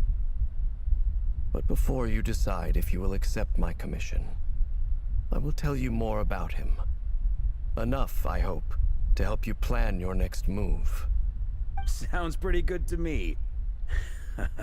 Feels like we just flagged down a random passerby, only to discover he's actually a master strategist who has a score to settle with our enemy.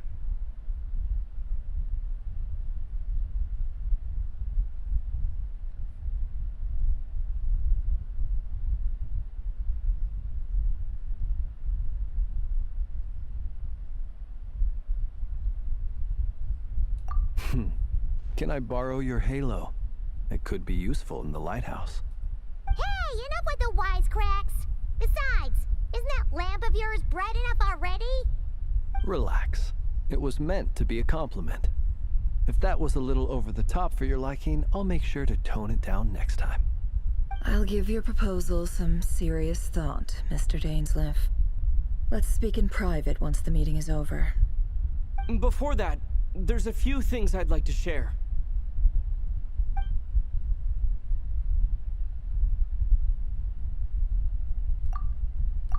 Now that we've united the hearts of the three moons, your power should be greatly enhanced. But it seems like that hasn't happened. I believe it will take a little long. You've done so much for me, so I want to be completely honest with you all.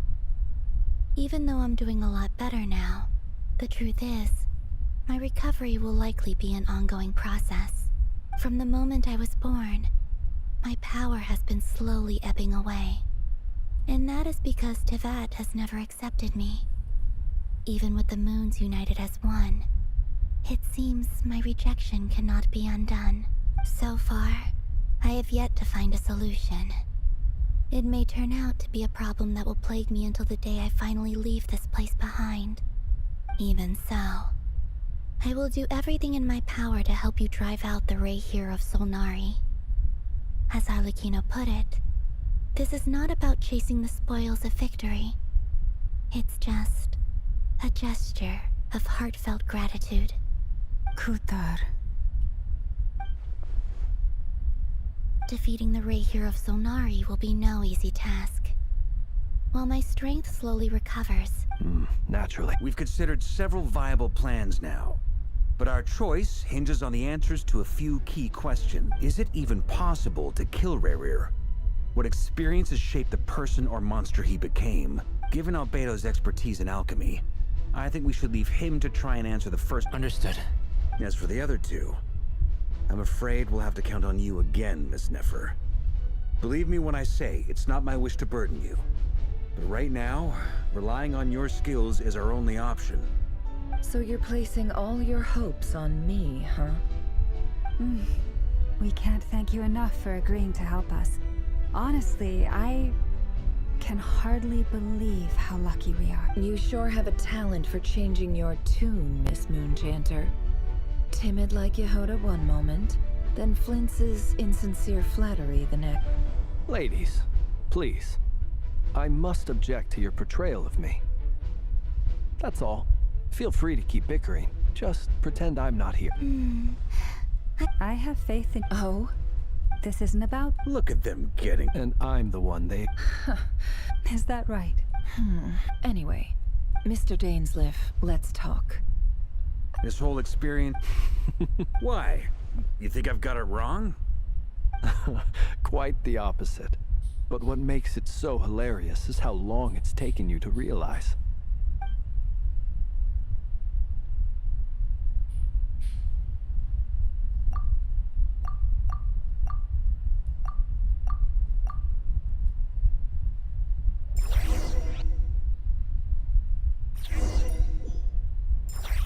Can we like control our character now?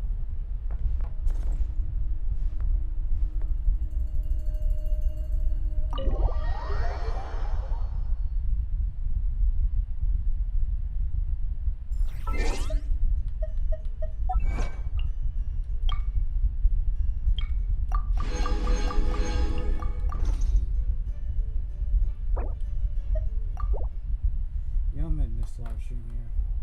So much fucking talking. So much fucking talking.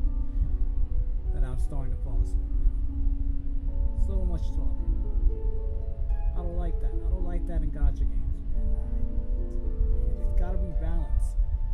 You gotta have 50% talking and 50% action. When you got more than of whatever, it's just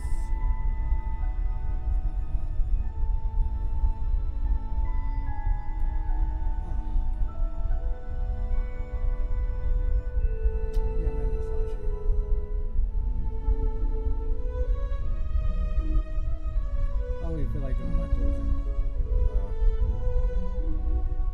words, but the only thing I can tell you is tomorrow we'll come back to this live stream tomorrow. Then I'm gonna leave Tuesday and Wednesday for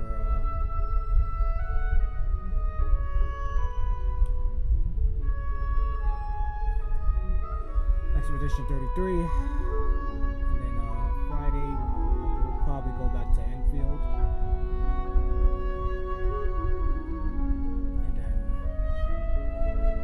Saturday we'll have a little live stream. I was gonna plan to do one yesterday, but then E-Man decided to just leave it to yesterday, so that's why there was no Liddy live stream yesterday. Look at that, my eyes are just falling asleep. So I'll see you next time at part 129 live stream of Genshin Impact. I don't need further ado. Peace.